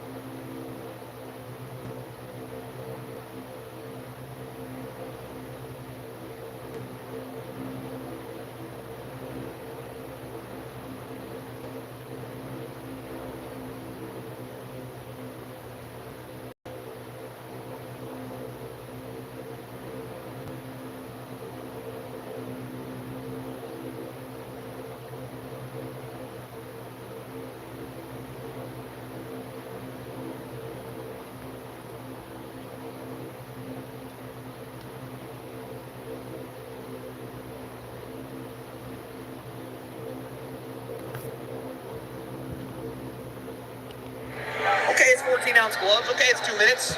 It's a real fight. The Texas State Athletic Commission is one of the toughest in the union, outside of maybe New York or Las Vegas, but you don't have to believe it. It's real. What is scripted about it? What are they thinking is going to be scripted? I think that people, when Jake fights, he doesn't get a lot of credit because for whatever reason, maybe it's the opponent they don't like or the experience of the opponent or the fact that Jake ends up knocking people out. Everybody likes his opponent tonight. His opponent has the most experience. So I don't understand what they're saying. This is scripted. The 58 years old, the fact that if Jake does win, people won't be able to process in their mind that Mike Tyson got beat by Jake Paul, even though it's not prime Mike. It's like, I've heard this online, like, oh, if Jake wins, it's scripted. Like, there's no way he could legitimately I see what you're saying. You know?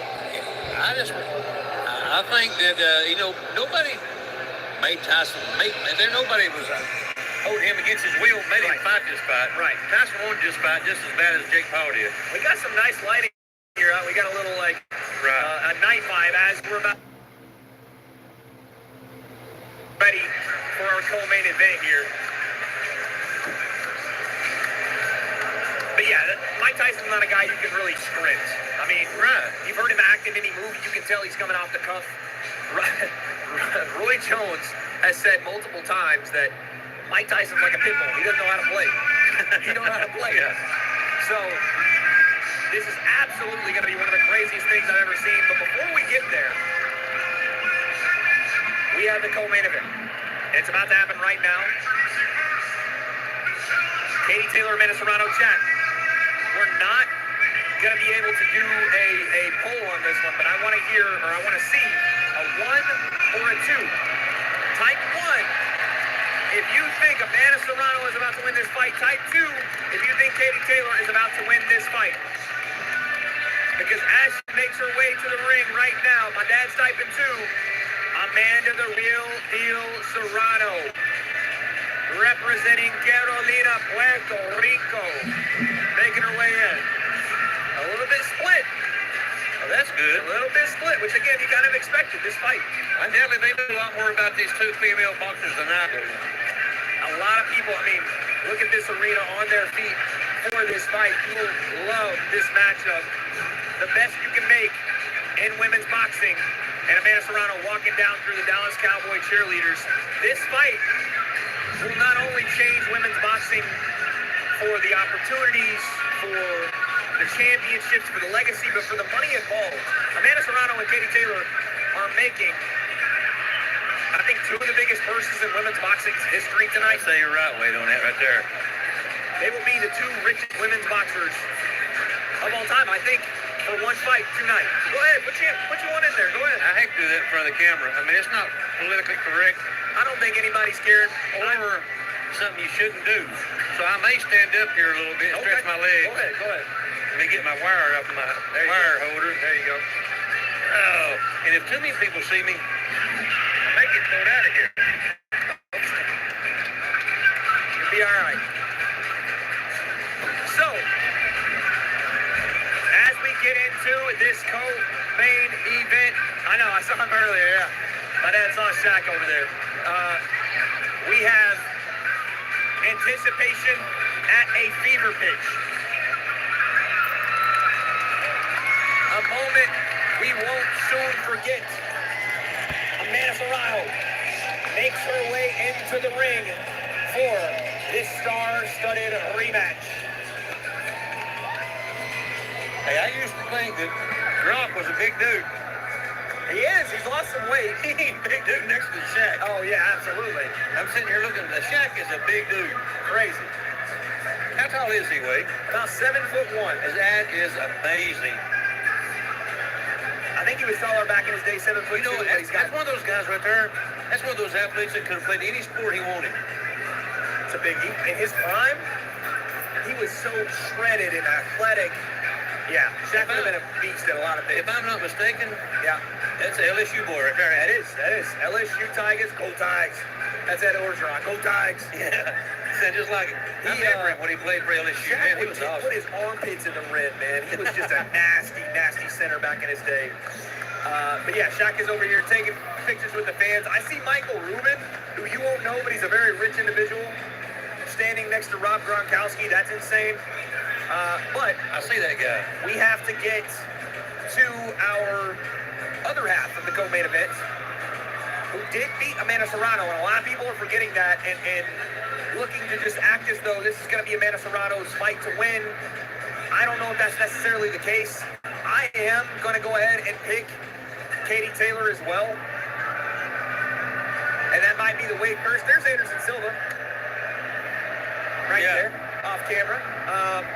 I'm going to go ahead and pick Katie Taylor as well here. And excuse me, Midway. You know all these people we're seeing, these celebrities and stuff around? Yep. I wonder if they're looking over here and saying, hey, who are these two there's Papa jokers? Clem. There's Papa Clem. You know what? I didn't think about that. A lot of these celebrities probably looking at that and being like, here's old good old Papa Clem from the Weight Concept videos. You never know. Both ways, you know? It does. And yes, guys, the chat, if you are seeing, Mike Tyson's family is behind us. Pretty much his entire family. Mike Tyson will be in the corner right in front of us, the red corner. If you see us on the Netflix broadcast, make sure you send a screenshot to me. That'll be hilarious.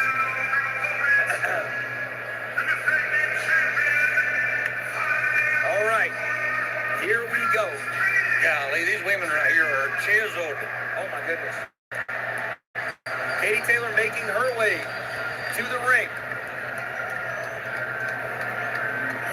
How many titles or how many belts does she have?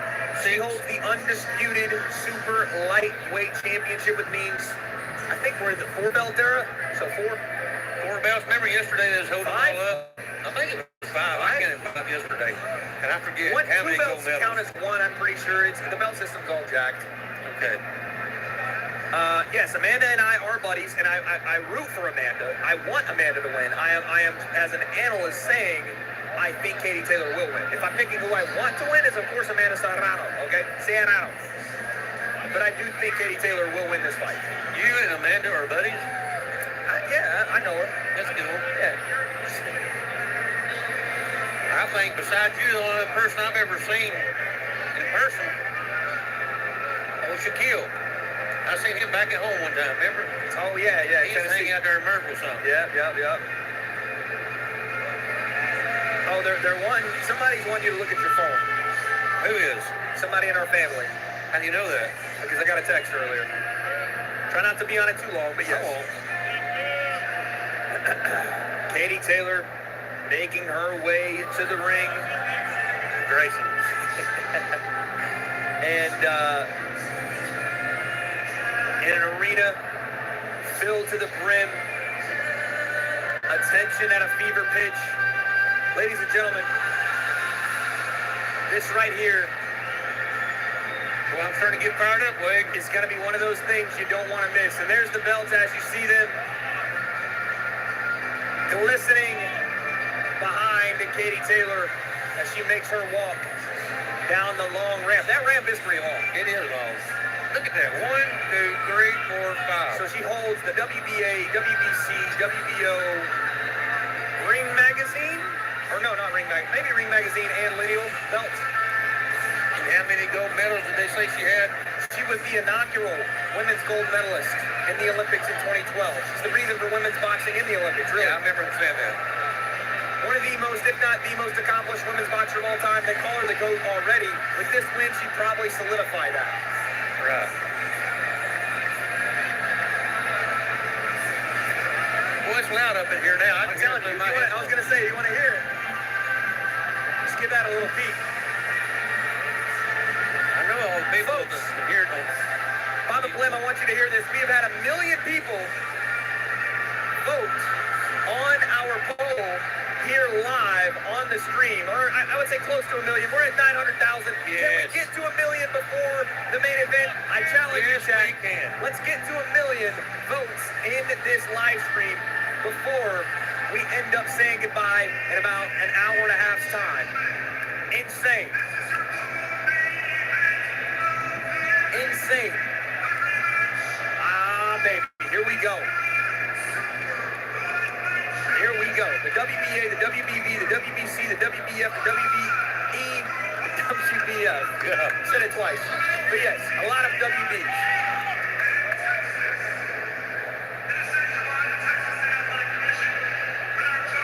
like, except for one fight tonight. Yeah. Each fight has got just a little bit better. It just went along. That's how you want to build a card. It's just been awesome. You want to build it to that crescendo, and when we get to that main event, oh my goodness. I mean, just the guys that's coming out, it's going to be amazing. It's going to be nuts. I'm telling you, I'm not going to go get a drink. I'm not going to go to the bathroom. I'm not even going to blink my eyes, Wade, because you don't believe how many Tyson's fights that I've missed because of that. Tyson is the reason I yell "Don't blink" when I see a fight about to start. Yeah, because I was watching one time, turn and talk to my buddy beside him, and he said, "Oh, it's over." I never seen it except for a replay. Amanda Serrano, 47-2-1. That's 50 fights, ladies and gentlemen. 31 knockouts. 31 knockouts and 50 fights in the women's boxing is insane. She is here to show out for everybody in Dallas and try to get some revenge, some vengeance for the loss that some people considered a win, but an official loss in Madison Square Garden over 2 years ago.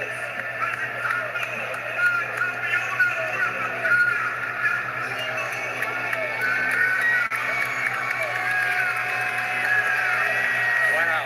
We were fired up, Major. You ready? Almost time, baby. Almost time, baby. Amir Tyson, Mike Tyson's son behind us.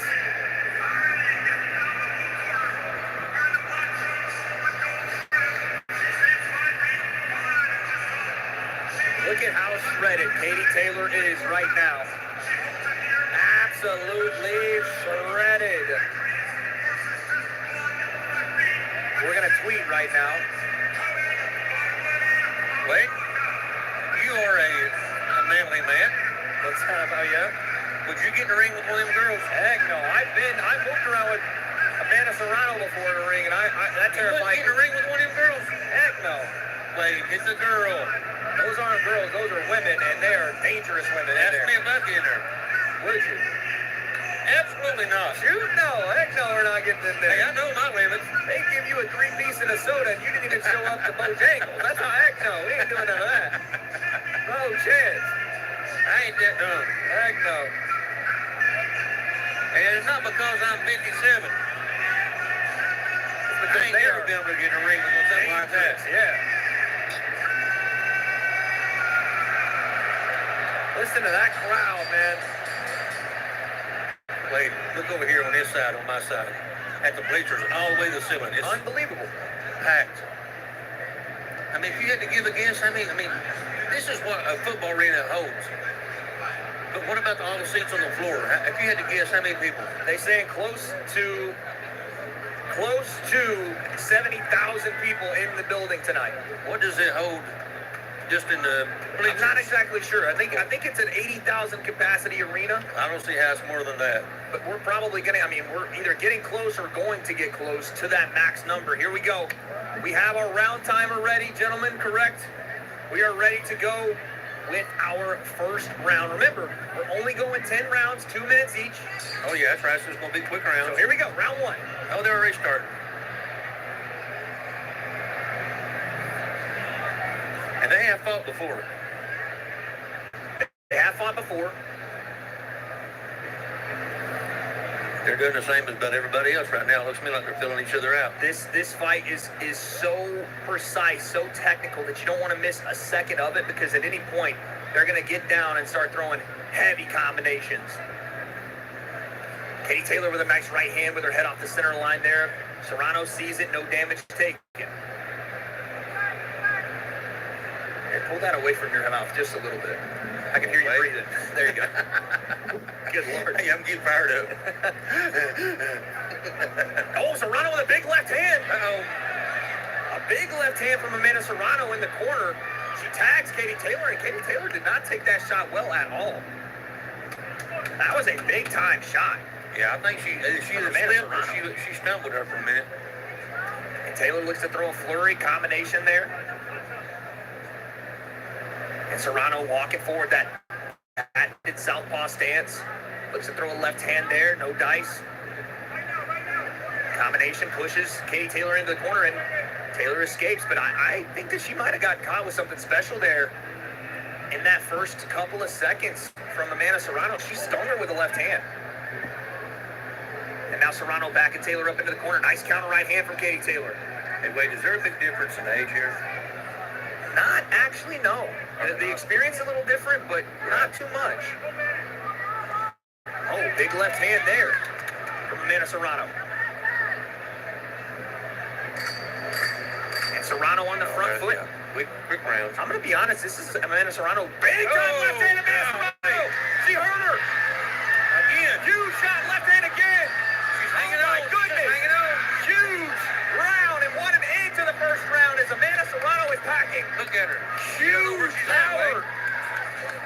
Huge power in the left hand as Amanda Serrano lands a monster shot. That's the guy I got into it with.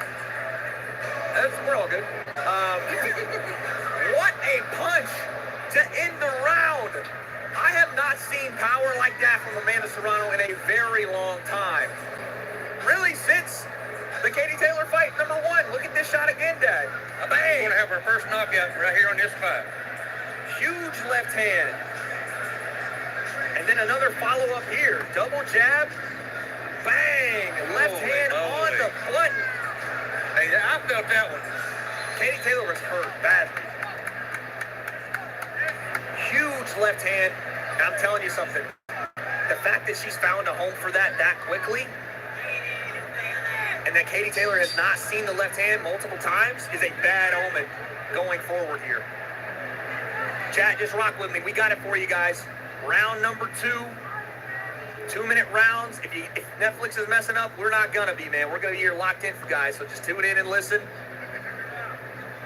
As we have Amanda Serrano with a huge round in round 1, Dad. Go ahead. It's a good thing that was only 2-minute rounds. You know what? Oh, If my that was a goodness. 3-minute round, I think this fight would be over with. Which is, it's funny you say that. We had the same idea in fight number 1, round 5. Amanda Serrano cracked her with a big left hand and a right hook. And with one more mid-hit.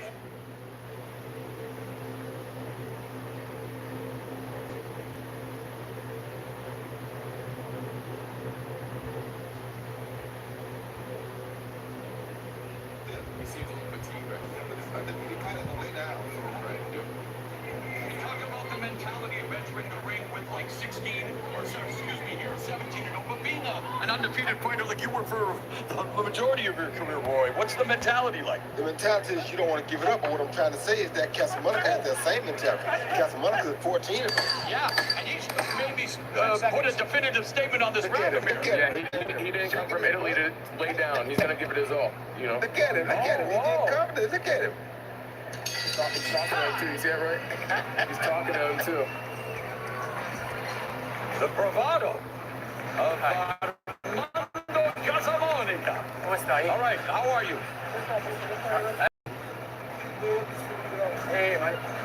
Lei è convinto di te stesso. It's an interesting Non game. non guarda qui intorno, non sta. Pensa che siamo a casa nostra. Hey, pretend we're at our home. Non sta Pretend we're pensando, back in pensa che Italy. siamo a casa nostra. Yeah, Poi just stiamo a fare i guanti. just things like that. Home, everything's fine. Don't worry about where you're at. Questa 4 riprese. Stai bene It's good. fisicamente. Everything's okay. Dobbiamo essere convinti. È molto stanco. I'm happy. He's very tired. Body's very tired. Prevedibili. Per portare in acqua più sporche. Per portare in acqua più sporche, devi attaccarti più. Make it dirty. Make it ugly. Very nice work. You got any problem? Do I need to translate the Canadian?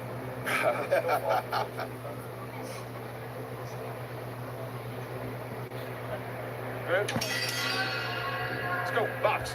This is round number 7, scheduled for 10 in the lightweight division. Knockout artist Lucas Body of Canada taking on Italia's Armando Casamonica, who made the trip across the Atlantic on short notice and does not want to come up short in this, the biggest opportunity of his life. And he's coming forward, guys. He has to. He's definitely coming forward. But all it takes is one good counter. Is that what you're saying, Roy? Just has to be careful not to run into one while he's coming forward. You run into it coming forward, it's going to be double impactful because you're running into it. It's like a head-on collision. So you got to be very careful. You got a puncher like Lucas Body and you coming forward at him. I feel like right now he's just waiting for that counter punch. He's waiting for that counter punch. He knows when he hits him right on the chin, there's a good chance he's gonna put him to sleep. You know what doesn't wait, though? What? That clock in the corner. That clock doesn't. It doesn't wait. But I feel you, Amir. I know what you're saying. It's all about the setup. It's all in here. He's countering him effectively now, body, and beginning to turn him a bit. But Casamonica, beautiful four-punch combination with the right hand by Casamonica. And what y'all got to remember is Casamonica's undefeated as well. Yes. He's trying to get that O up. Somebody's O's going to be given the David Blaine treatment here tonight. It's got to go. Someone's O's got to go. Nice jab from Casamonica. Good shot by Casamonica. And we're at the midpoint here now of round number 7. And off the back foot, body looking for the jab, follows up with the right hand, but from Casamonica. That landed clean, too. And the left hook upstairs lands. So Casamonica finding the distance, Roy. Yes, he is. He's definitely finding distance because Lucas is not doing enough to keep him busy. He's getting a lot of confidence as well as the fight progresses, and now that's probably going to skyrocket even more. Good body shot by him. Yeah, nice left hook. Final minute of the 7th. Body's looking for that right uppercut. Upper body movement. Casamonica not squaring up here. Southpaw. Casamonica's gone lefty for a moment. And it's the second time he did it last round. Yeah, and he does. In watching tape on him, he will switch to southpaw. Maybe influenced by Terrence Crawford. You never know. Amen. Many people should be, right? Pound for pound staples, now a champion of 154, was undisputed. I mean, last year that performance against Errol Spence, one of the most impressive performances I've ever seen in the ring. Yes, it was pretty impressive. And look at, and speaking of impressive, Casamonica's footwork. Casamonica has really good footwork. Good knowledge of the ring, too. 20 by 20 ring here at AT&T Stadium. Yeah. Double jab through the guard by Casamonica.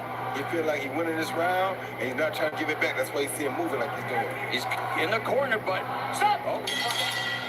Body's just thinking way too much instead of doing. Good point, Amir. That's what's going to cost him the fight if he continues to do that. Overanalysis leads to paralysis. Look at the replay. Casamonica going jab. Right there. Very good shot. Uppercut, very beautiful times counter. Very good overhand right. They're going to hook two right after it, but that was a beautiful overhand right by Casamonica. No more mistakes. We're here one time. Let's make the most of this. This is enough.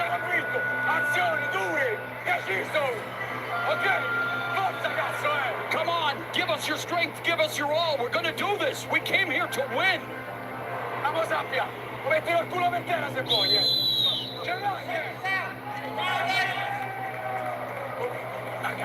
So now you see I'm not the only hyper-Italian, bro. We begin round number 8, and again, I did the translation best I could, but I mean, they believe that Casamonica may be on the cusp of the upset.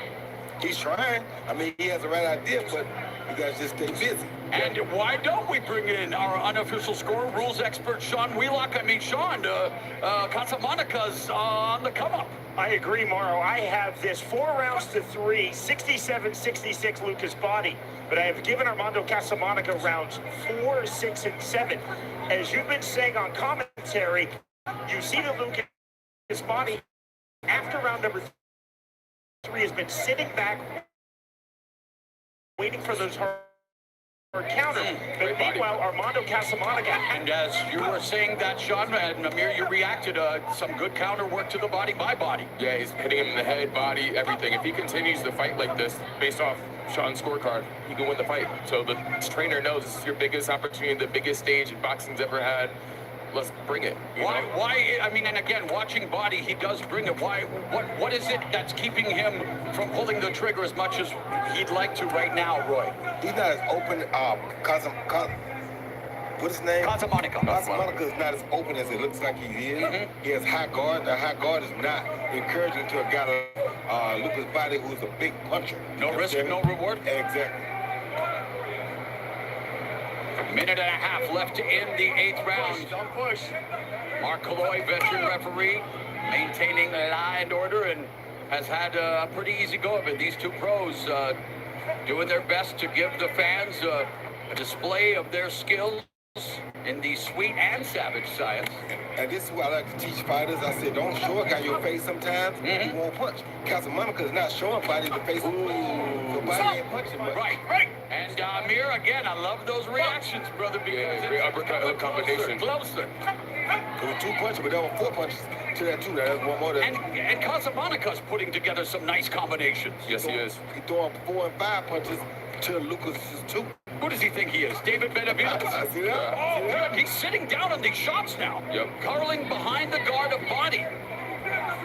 I feel like he would have way more knockouts if he actually punched with his knuckles like you were discussing earlier. And what about sitting down? What about like Mike Tyson, where it comes from the bended knee, throw the leg all the way up? You got to really deny the good shot. And punching with leverage. Another left hook to the body by body. And there's a right hand that missed for Casablanca. But body is not putting together combinations, Amir. Yeah, the body doesn't move either, so it's good to hit the body because it slows everything else down. Body's not putting together combinations because he don't see openings. He only wants to punch when he sees openings. Oh, good shot. That was a great shot. Good timing. Good timing on that punch. Yeah.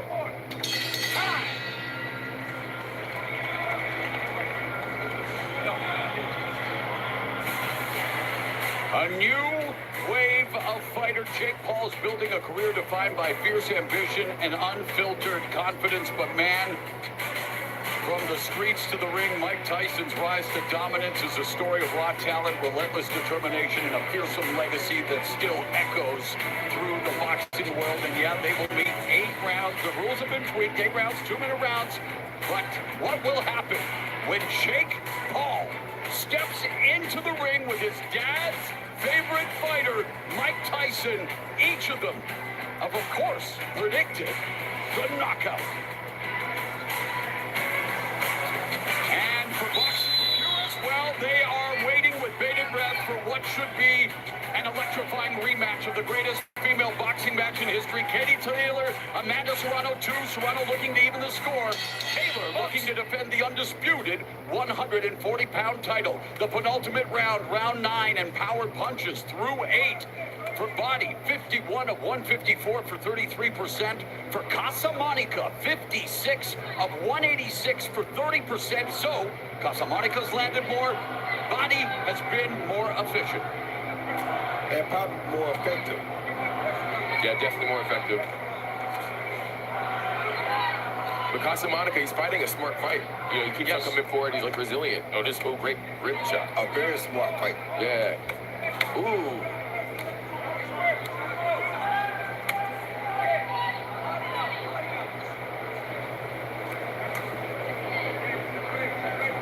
So, okay, body, I see what he's trying to do, using the stick, trying to get range. But Roy, when you're doing that, you're trying to measure so you can land a right hand. He's not throwing anything. And Casablanca is really disrupting his rhythm, his timing, and his game plan. Like I said, he's not throwing that because when he does that, Casablanca puts his hands up so you don't see nothing. Exactly. You don't let him see nothing, he's not going to throw nothing.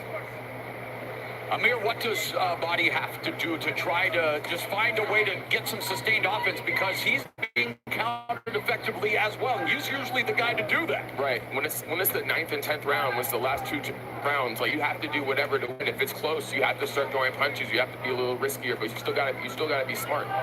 In the entertainment business, you're only as good as your last show. 100%. Lucas Body, well, he opened everyone's eyes in July as he came in as the B-side, was behind on every scorecard after 5 rounds, and in the 6th, electrified the world with a viral KO of H2O Silv. And not to say that, that some of the judges, and boy, what an exchange here, but he...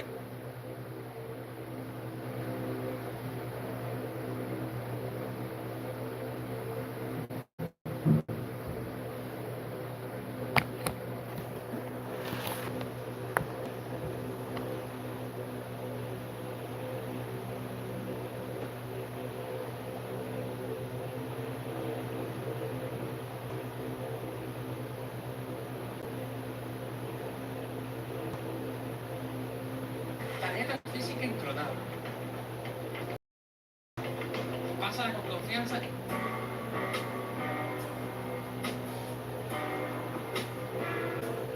Ahora tenemos de mejor ventaja Amanda Serrano 47 a 46.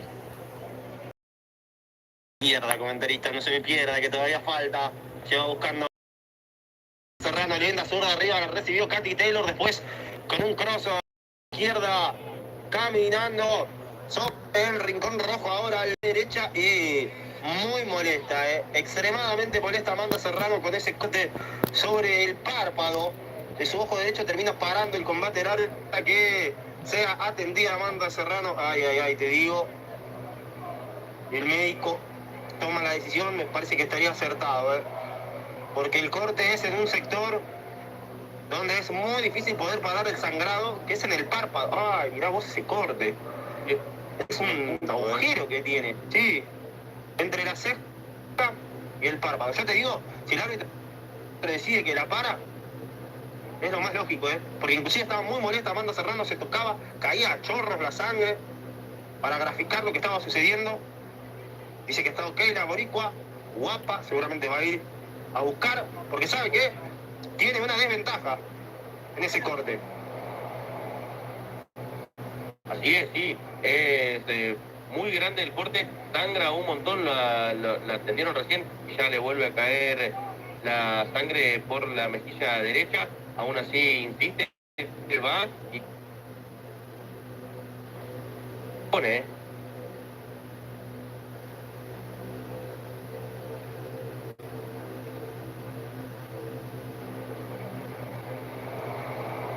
sabe que tiene que ganar, tiene que noquear a Amanda Serrano, porque ese corte le puede parar una pelea en cualquier momento. Así va a ir la boricua, 40 segundos finales de este sexto episodio.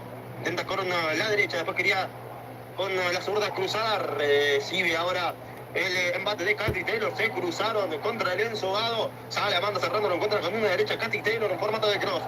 Termina poniéndolo en distancia, después con el jab de mano derecha Amanda Serrano, intenta con la zurda, termina fallando, la va de la pinta. Está muy molesta con ese corte sobre el párpado del ojo derecho. Viendo la combinación de Katy Taylor, el 1-2 primero con la zurda, luego con la derecha cerrando arriba. Le vuelve a Amanda Serrano, no se queda con ningún vuelto la boricua. Insisto, sabe que ese corte en cualquier momento le puede parar la pelea. Tiene que ir a definir la puertorriqueña, señoras y señores.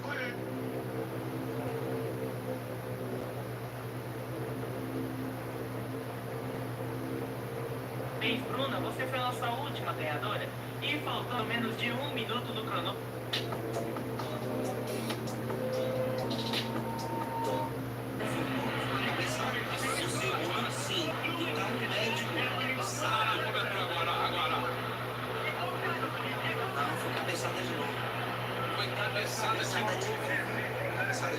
E a gente achou que foi o primeiro nome. A gente achou que tinha sido essa mão direita ali, ou da mão esquerda, melhor dizendo. Aí, pessoal, Pix, Live, YT, escrevendo QR Code. Analisando Pix por Pix, transferência por transferência.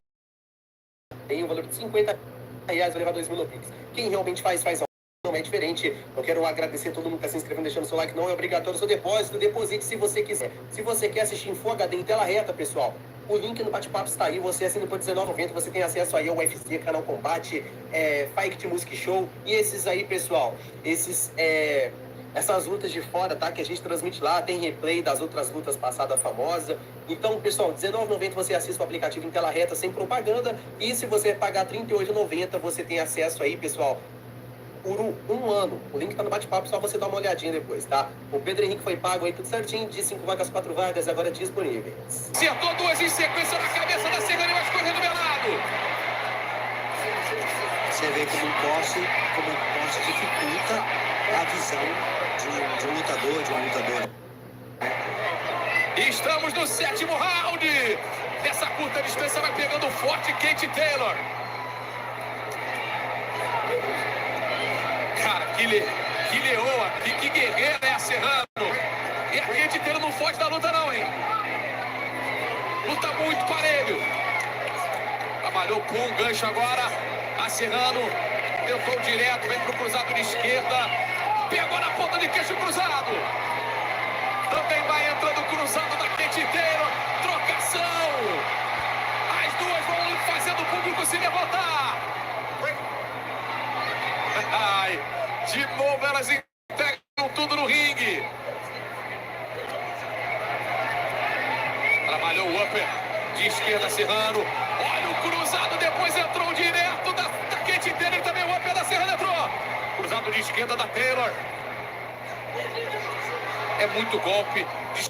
Aí, pessoal, mostrando pra vocês nesse exato momento, Samuel Batista Messias no valor aí, pessoal, de 50 reais, levando a parte da tela aí, pessoal, de 65 reais, depois só 150, levando a parte da tela aí de 2.000 no Pix também. Pix Live, YT.com, escrevendo QR Code, seu depósito não é obrigatório, deposite se você quiser. A gente tá de olho, analisando aí Pix por Pix, transferência por transferência. Tá, pessoal, vamos fazer novamente o pagamento aí, quem realmente faz ao vivo. E é isso aí, pessoal. Grande abraço, obrigado pela sua oferta, vamos fazer o pagamento novamente. O sétimo round é muito importante, porque os árbitros não veem o que acontece nos primeiros minutos. Ele observa muito o que acontece no final dos rounds, né? Então esse round, quando dá mais ou menos 20 segundos para terminar e a atleta for mais contundente, tiver mais volume de golpe... Pessoal, pagamento concluído, mostrando para vocês aí, Samuel Batista Messias, beleza? É isso aí, de 5 vagas, 4 vagas disponíveis agora. Se movimente, tá falando o técnico da Kate Taylor. Se você tomar 3, 4 golpes, anda. Depois você vai atacar novamente. Só quero dizer o seguinte, Popó. Quando eu narro boxe, faço lutas de boxe, eu gosto sempre de pontuar os rounds que eu julgo rounds divididos. Rounds que podem ser dados para qualquer lado. Nessa luta aqui, eu anotei 4 rounds divididos. Os últimos 3 e o terceiro round. Amanda. Um deles eu dei pra Amanda, outro... Então, assim... São 3 rounds ainda de guerra. São 3 rounds ainda de guerra. Olha aí, ó. Na contagem do nosso companheiro Willock, tá 68, 65. Então tá muito dividido. Olha que entrada forte de direto! Acertou! Acertando, depois vem pro gancho, fechando a sequência com outro direto. Vem pros cruzados, ganchos depois, no cruzadinho também da Kate Taylor. Ela solta a jab direto. A desafiante acertou 2 diretos em sequência. Incrível, hein? Esse round, Luiz, esses 3 rounds, na verdade, determina quem vai ser o vencedor dessa luta. Quem vai ser a vencedora dessa luta. Olha, foi a terceira cabeçada, hein? Então, assim, isso é uma cabeçada, não faça de novo. Senão ela perde ponto. E perder um ponto na luta dessa, esquece. Luta dessa. E ela acerta o cruzado, a campeã tá viva! Meu Deus. Olha como também entrou o cruzado de direita da Serrano, depois entrou o cruzado de esquerda da Taylor. Trabalhou o gancho, olha na curta distância como só solta o braço. O punho direito a Kate Taylor. Ó a cabeça de novo, ó, de novo. São rounds muito equilibrados. Trocação franca, cruzado para os 2 lados. Olha como pega a campeã, pegou forte de uma balançada Serrano. Diretaço de direita da Taylor.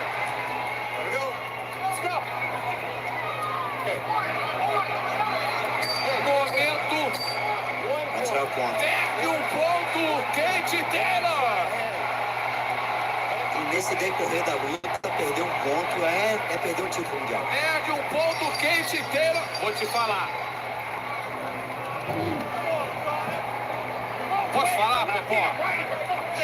Nesse momento que entrou a cabeçada, eu discordei. Não acho. Ali foi o momento que as duas se chocaram. Mas foi o decorrer da luta, né? A Kate Taylor, ela chegou muito com a cabeça. É isso aí, pessoal. Ana Vieira com 59 é a maior última doação e a antepenúltima maior, né? Vamos fazer o pagamento aqui da Ana Vieira Ribeiro, tá? Ana Vieira Ribeiro, no valor de 59 é a maior doação, a gente vai fazer o pagamento, passar o comprovante pra vocês. Da Kate Taylor, né? Aí a cabeça. Aí continua com a cabeça. Esse foi o momento da advertência. Sim, isso. Eu quero ver o momento da punição. Foi esse, a da punição foi esse. Esse foi o primeiro. Da punição. É porque o da punição foi no momento de encontro. Esses estavam meio enroscadas ali. De qualquer maneira, tá dado ponto contra. E é super importante nesse final de luta. Nesse round, por exemplo, eu dei 10-8, né? Com esse ponto perdido com o domínio que já era da Serrano.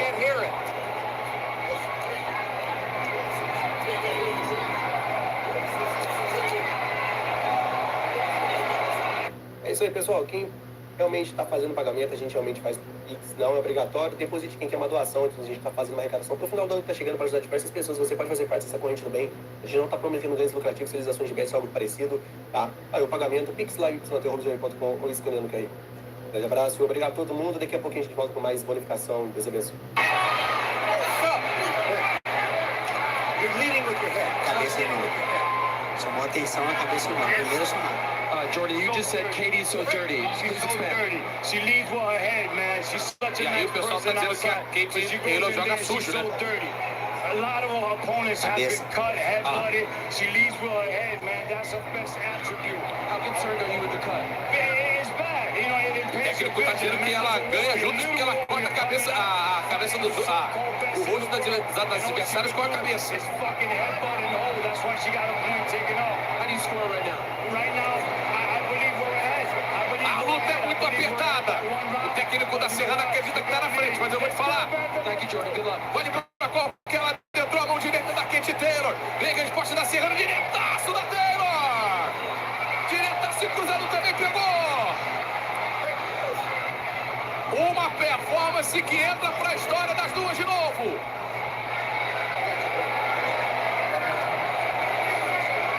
Independente do resultado aqui, Popó. E luta. Já podemos marcar a terceira, hein? Já pode marcar a terceira. 10 segundos para terminar o nono round.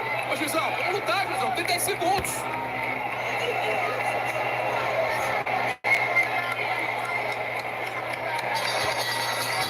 Vamos lá. E que preparo físico, viu? Que condicionamento físico, técnico. Que luta. Agora é o momento da verdade. Vamos para o último round. Hey, hooks and uppercuts too. Let's just get it, honey. They stand right in front of you. You gotta hustle. We got 2 minutes. Hey, everything we got, we gotta go get it. All that sparring for right now. All that run is for right now. 2 minutes. Don't get out hustle in the last round. We need this. Tudo agora. You gotta get it. You finish. Então você tem que ir pra cima. Right back. Não deixa ela andar pra cima. You understand me? Deep breath, deep breath. We good. Hey, you're a dog. You're a dog. You're built for this shit. Olha, Let's go. nos últimos rounds, quando o técnico manda o seu atleta ir pra cima, que é o último round, ele sabe como é que tá a pontuação. Né? Porque quando ele sabe que a gente tá ganhando a luta, o que é que ele faz? Administra o round, segura, bate e sai. Quando ele manda ir pra cima, é porque ele sabe que o round, que a luta não tá favorável. Vamos para o último round. Cabeça. Agora é tudo em aberto, o cruzado da Serrana entrou. Que isso, gente, é muita velocidade. É muito golpe que conecta. Cruzado por todos os lados. Na minha contagem, tá 85, 80, essa é a minha contagem. 85, 85. Entrou. Vem pro upper. Trabalha os ganchos a Serrano. Vai trabalhando os ganchos. Vem cruzado da Taylor. No vazio. O golpe da desafiante. A campeã tá de luvas azuis. Defendendo 4 cinturões. Pegou a Serrano, pegou. Vem a resposta da Taylor. Jabzinhos em sequência da Serrano. Cruzado, olha aí. É guarda aberta e vambora. 50 segundos para conhecermos a campeã. Vai pegando Katie Taylor. Olha a sequência de golpes na cabeça da Amanda Serrano. Esse round pode definir. Esse round pode determinar a nova campeã. 30 segundos para acabar. Serrano anda pra frente. Mão direita pegou. Tentou o upper. E tenta a morte, hein? Olha como ela baixa a cabeça, vai pra frente. Serrano entrou cruzado. Outro cruzado que vem. A história está sendo feita. Entrou direto da Taylor. Vai acabar a luta, 10 segundos. Sai daí, Juizão. Deixa elas lutarem. Deixa a luta acontecer, professor. É até o final. É até a última gota de suor. Termina a luta. E que lutaça tivemos, luta histórica. Senhoras e senhores, mais uma guerra que entra para os livros da história do boxe. Para mais de 80 mil pessoas no AT&T em Dallas, no Texas. E para milhões e milhões mundo afora acompanhando via Netflix. Uma lutaça, Popó! Certeza que eu daria a luta do ano. Quem venceu? Vamos ter, ainda teremos Mike Tyson contra Jake Paul. Popó, eu vou te falar o meu placar. 95 Serrano. 94 Taylor. Esse é o meu placar, Popó. O placar também seria esse. 1 ponto pra Amanda. Nossa.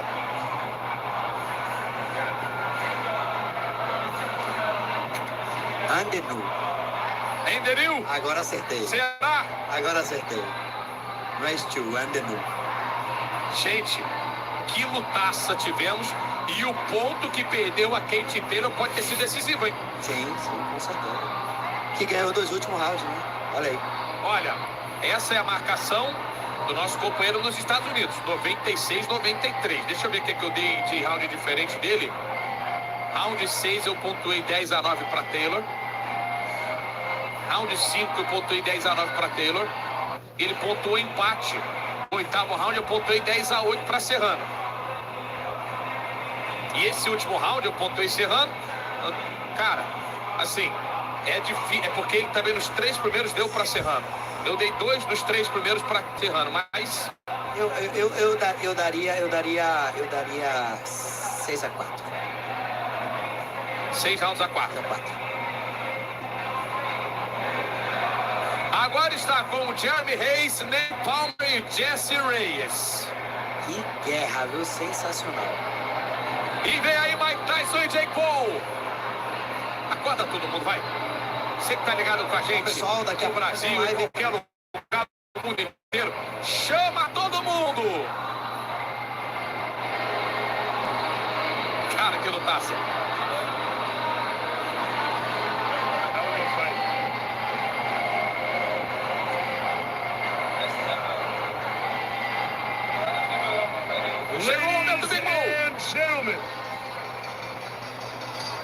Ladies and gentlemen, another round of applause for these two. Podem se levantar e aplaudir de pé. Essa que é a verdade. 10 full rounds. Cards for the official decision.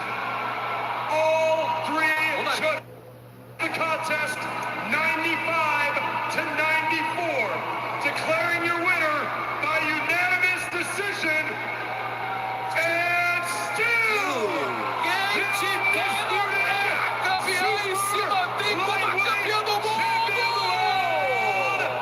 Eu jurava que a Amanda...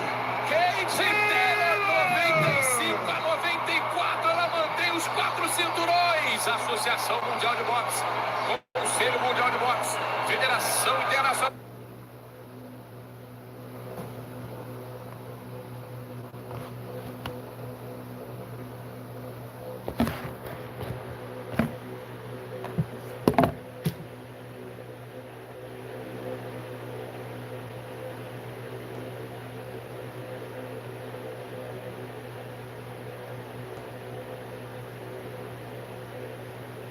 Aguardanza a su favor.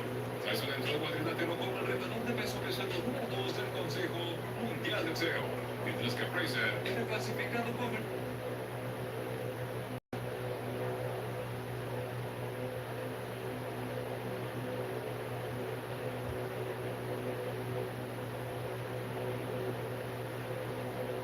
Y es que efectivamente Jake Paul, el hermano de...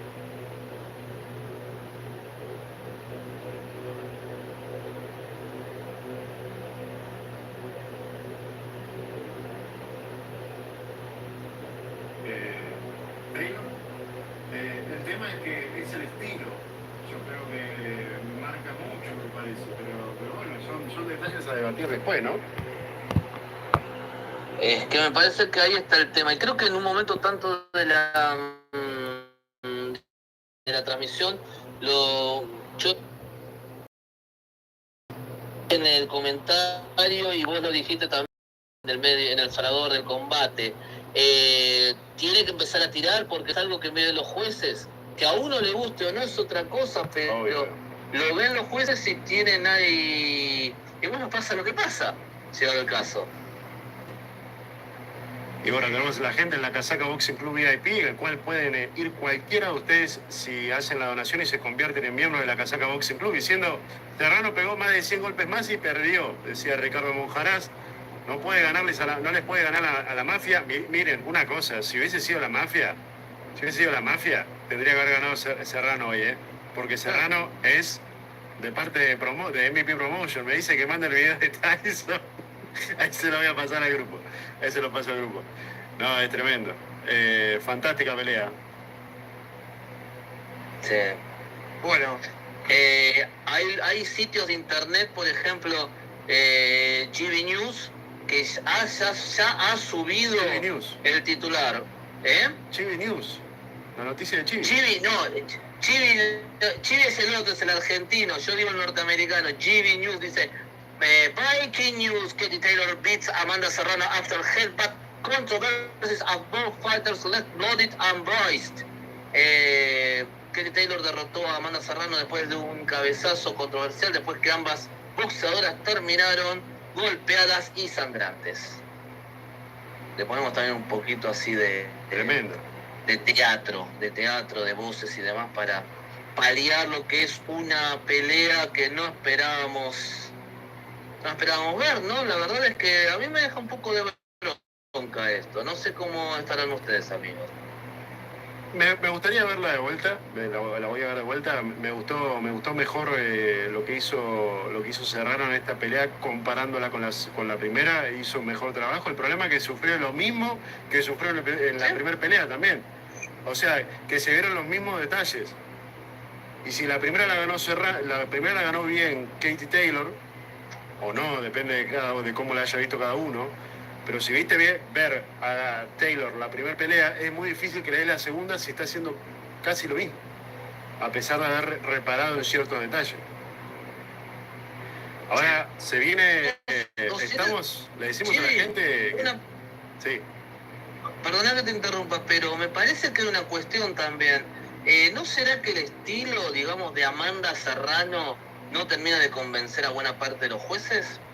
Sucede que puede boxear hacia adelante nada más, y se notó mucho en esta pelea. Sí, y mermó. Hubo un momento donde no tiró. Ahí se están viendo también los pasares de los rounds. Creo que me parece, Fercho, que va por una cuestión del poder que intenta ejecutar con sus golpes, ¿no? Eso lo hace que la canse y que por momentos sea mucha la dominación, pero obviamente cuando baja la intensidad, no solo eso, se nota mucho. El corte también condicionó, eso hay que decirlo, pero ante una campeona como lo es Amanda Serrano, obviamente alguno piensa va a ajustar un poco más. Es una pelea brava igualmente, es una pelea que por momentos recuerda, lo mencionaba Tommy Aguirre en el grupo, por momentos recuerda a Mickey Ward con Arturo Gatti, yendo al boxeo masculino, porque parece que está sentida uno y conmueve a la otra, y va y viene la pelea, es un peleón, es para una tercera ya. Por más de que haya ganado las dos Taylor, es para una tercera, ya. Mirá lo que dice Franco Thompson ahí en el VIP, 95-94 Taylor en mi tarjeta, pero siempre con Serrano, una bestia total. Yo creo que es un sentimiento que se comparte. Yo creo que acá... Sí, perdón, Chivino. No, para mí son las dos. Sí, las dos. Son bestias. Sí, obvio. Se complementan las dos. Esta pelea con otra no la pueden hacer. Es verdad, sí. Hubiese habido una rodilla táctica, hubiese habido una bicicleta. Cuando está mal Taylor...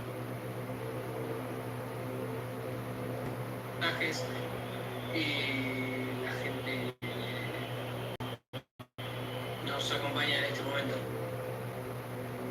Bueno. Galotti, eso es verdad.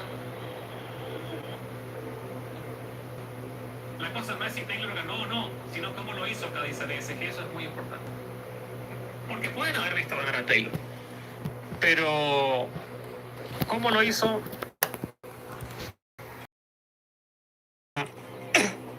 no me gustó para nada, perdón. Nada que decir. Bueno, ya tengo actualizada acá la cartola. Me falta aquí Jake Paul y Tyson. Perfecto, en cualquier momento ya se vienen los dos al ring. Rounds de 2 minutos. Amarga sensación nos quedamos acá con esta pelea. Pero bueno, está para hacerse emote el grito. Bueno, si alguien lo puede clipear ahí, estaría bueno. Mancharon la velada, dice Opendo Electrónica. Yo creo que Katie Taylor manchó la velada.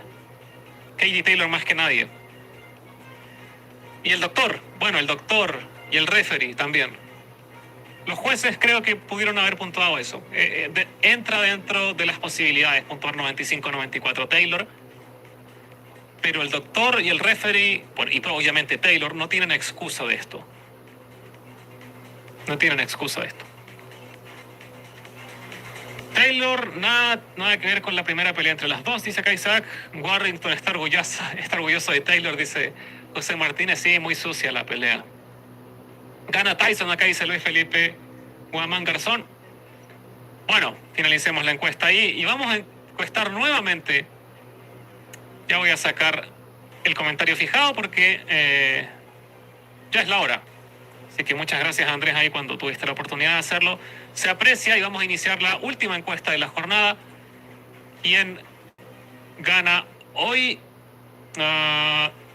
¿Tyson o Paul? Saludos, hermano, acá dice Jorge, saludos. Pero siento que todos le vamos a Tyson, no me equivoco. Acá dice Skater US o YT. Bueno, no sé cómo pronunciarlo. Creo que sí, creo que de corazón les vamos todos a Tyson. No hay mucha duda y no sé si alguien quiere que gane Jake Paul. Pero si nos vamos a lo realista de las circunstancias, 58 años, 27 años, complicado. Un top de referees incompetentes estaría bueno, y acá dice Tony. Ya hice uno de hecho. Russell Mora se llevó el primer puesto, si no me equivoco, por lo que hizo con Abner Mares y Agbeco en su momento. Sí. Me estaban enviando algo por Twitter, lo siento. Chris Life dice, Nariz, esta será la primera y última vez que Netflix hace un evento de boxeo. Hay problemas aquí, porque hay gente que no está pudiendo ver la pelea porque se le está cayendo la señal.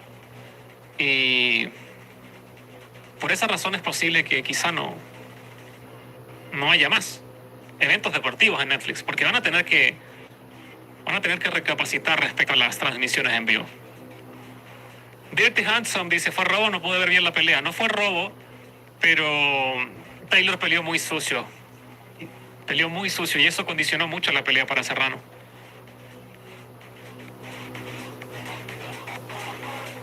Luis dice, vas a mostrar la pelea por acá, ¿verdad? No, la pelea no va por acá. La pelea de mañana del zurdo Ramírez y toda esa cartelera sí va por acá, una imagen. No. Ya empezó, dice Frandes. No, todavía no empieza la pelea estelar de la jornada. En unos 5 o 10 minutos van a estar Tyson y Paul en el ring. Asaltos de 2 minutos, 8 en total. DSG le puso dinero a Jake Paul, vamos a ver. Pensé en hacerlo, pero después dije, no, quiero ver la pelea en paz. No quiero estar tan nervioso. Netflix no sabe hacer adaptaciones, menos va a hacer veladas de boxeo, dice Isaac. Bueno. Matías acá duda que la pelea entre Paul y Tyson no esté arreglada. No sé. Vamos a darnos cuenta, creo que en el primer asalto. ¿Qué tan arreglado, si es que puede estar esto?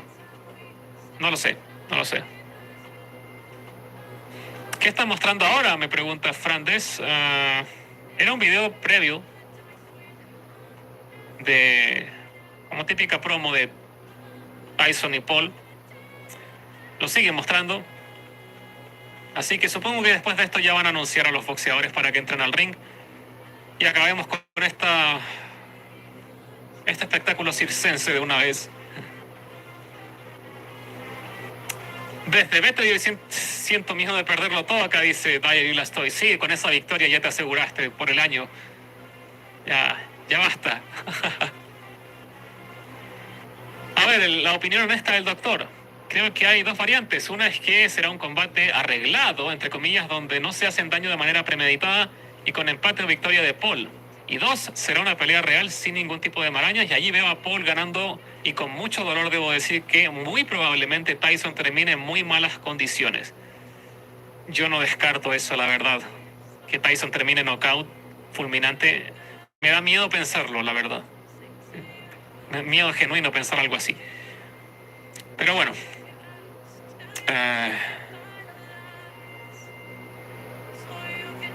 ¿Aquí entran con música y show o solo pasan en las películas? No sé. Van a entrar con show acá. Sí. Van a entrar con show. Que no te quepa duda. En las peleas grandes siempre se entra con show.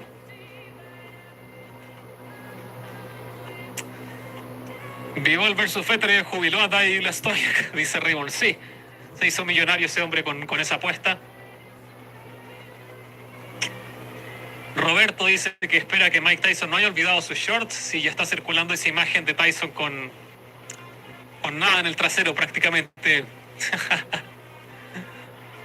Bueno, estamos a segundos, bueno, quizá minutos de que llegue Mike Tyson y Jake Paul. No sé si habrá himnos nacionales. En este caso sería un solo himno nacional de Estados Unidos. A ver, ya muestran el ring. Y no sé si ya está el anunciador sobre el cuadrilátero para dar inicio a lo que será la pelea estelar de la jornada.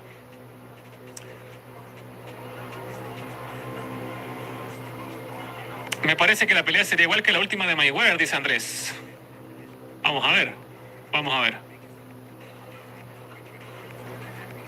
Netflix no ha cumplido hoy, hay que decirlo. Ahí supongo que gente de la comisión está probando las cuerdas y ya van a dar paso a que lleguen los protagonistas de la pelea estelar de la jornada. Si las apuestas favorecen a Tyson, conviene que gane Paul, dice Juan. En teoría, pero las apuestas favorecen a Paul. Todas las casas de apuestas tienen favorito a Jake Paul. No es favorito Tyson en ninguna. Así que bueno. Juan, ¿estás ahí o no? No vemos a Juan por ahora. Más vale que no se nos pierda a última hora. ¿Qué dice Boxing Boy? Vengo de mi cuarta pelea amateur, me dejé caer en el primero, me sentía mentalmente y físicamente fuera de la pelea por un corte de peso. Bueno, pero que eso no te desmotive, Juan Style, lo siento, Boxing Boy, que no te desmotive y todo siga saliendo en adelante de manera muy buena. Lamentablemente esto no se puede anticipar si es primera vez que lo haces, pero ahora de aquí en adelante creo que podrías hacer un mejor corte de peso. Bueno, tenemos a Juan de vuelta. ¿Cómo está todo, Juan?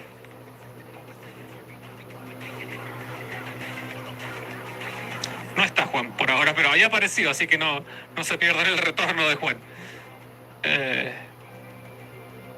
Con el corazón va Tyson, Boxing Boy. Si gana Tyson, dice se pone su tatuaje acá, dice y la estoy. No. Pide lo que quieras cuando quieras. Solo en Pedidos Ya. Tu mundo al instante.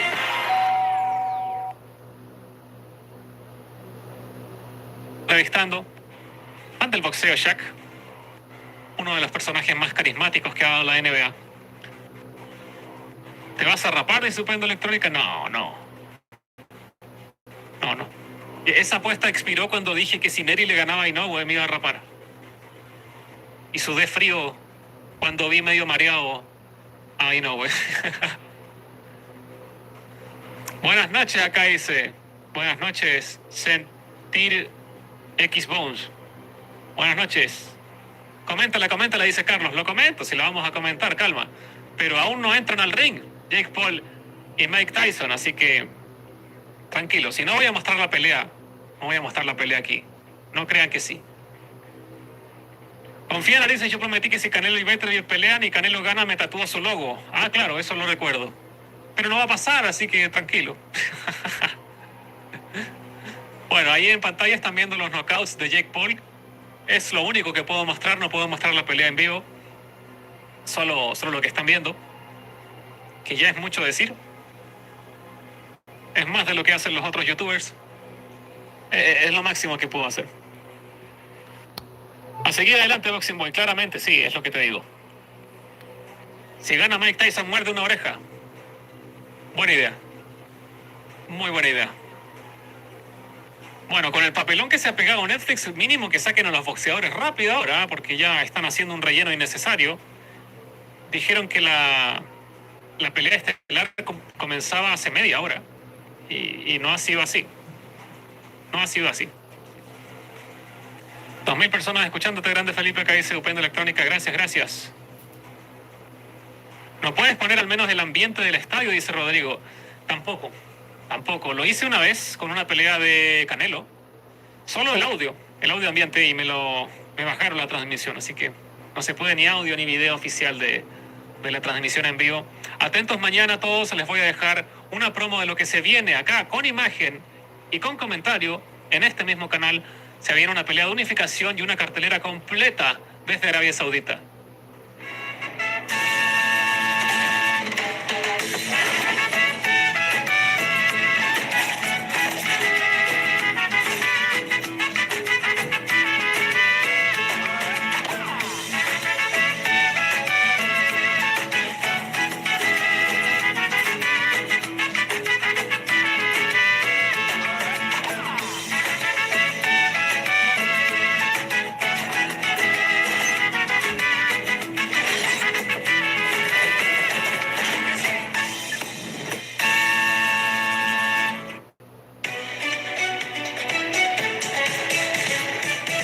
Eso se viene el día de mañana con imagen, con comentarios, se viene todo. Esa pelea unificatoria del zurdo Ramírez con el Camarón Cepeda, con José Ramírez, con Oscar Collazo. Se viene todo, se viene todo. Rubén dice, Narices sube un video golpeando la bolsa de boxeo. Saludos desde Rosario, Argentina. Siempre contigo en cada pelea. Muchas gracias, Rubén. Pero sería lamentable verme a mí golpeando la bolsa. Mañana el mejor día del canal, dice Upendo Electrónica. Sí, mañana va a ser el mejor día del canal porque hay boxeo en vivo y con imagen. Sí. El doctor dice, recuerdo ver ese knockdown de Neri a Inoue y en ese momento pensé dos cosas. Puede ser el upset de la década y veré a Felipe rapado. No fue el caso, afortunadamente. Tenemos a Juan Obregón en línea nuevamente. ¿Qué tal, Juan? Pasándome el trago amargo de lo que acabo de ver en Arlington, Texas, circunvecino con Dallas. Caray, y yo no vi perder a Amanda Serrano y no me gustó la manera tramposa de Katie Taylor, porque si nada más hubieran sido los cabezazos, lo creo. Pero después le frotaba con la cabeza ahí con la herida, o sea, se notó un boxeo sucio, con alevosía y ventaja. Creo que máximo le tendrían que haber dado el empate a la pelea. Y en el round por round tampoco me da la aritmética para ver perder a Katie Taylor. No sé qué pelea vieron los tres jueces y para una decisión unánime. Ah, caray. Eso es curioso. Está raro, ¿no? Sí, eso es curioso. Ver una decisión unánime, 100% unánime, con la misma tarjeta los tres jueces. Hay que ver el desglose por round para ver si en verdad dieron todos exactamente la misma puntuación, que sería insólito. Muy, muy curioso. Pero bueno, no sé. Sí dijeron, Dijeron los tres jueces la vieron 115-114, al menos eso dijo el anunciador. 96-95 o 95-94 la dieron. 95-94, las tres tarjetas. Sí, mal no recuerdo. Sí, pero quiero ver si dieron exactamente los mismos asaltos. Puntuados. Ya te entiendo, claro.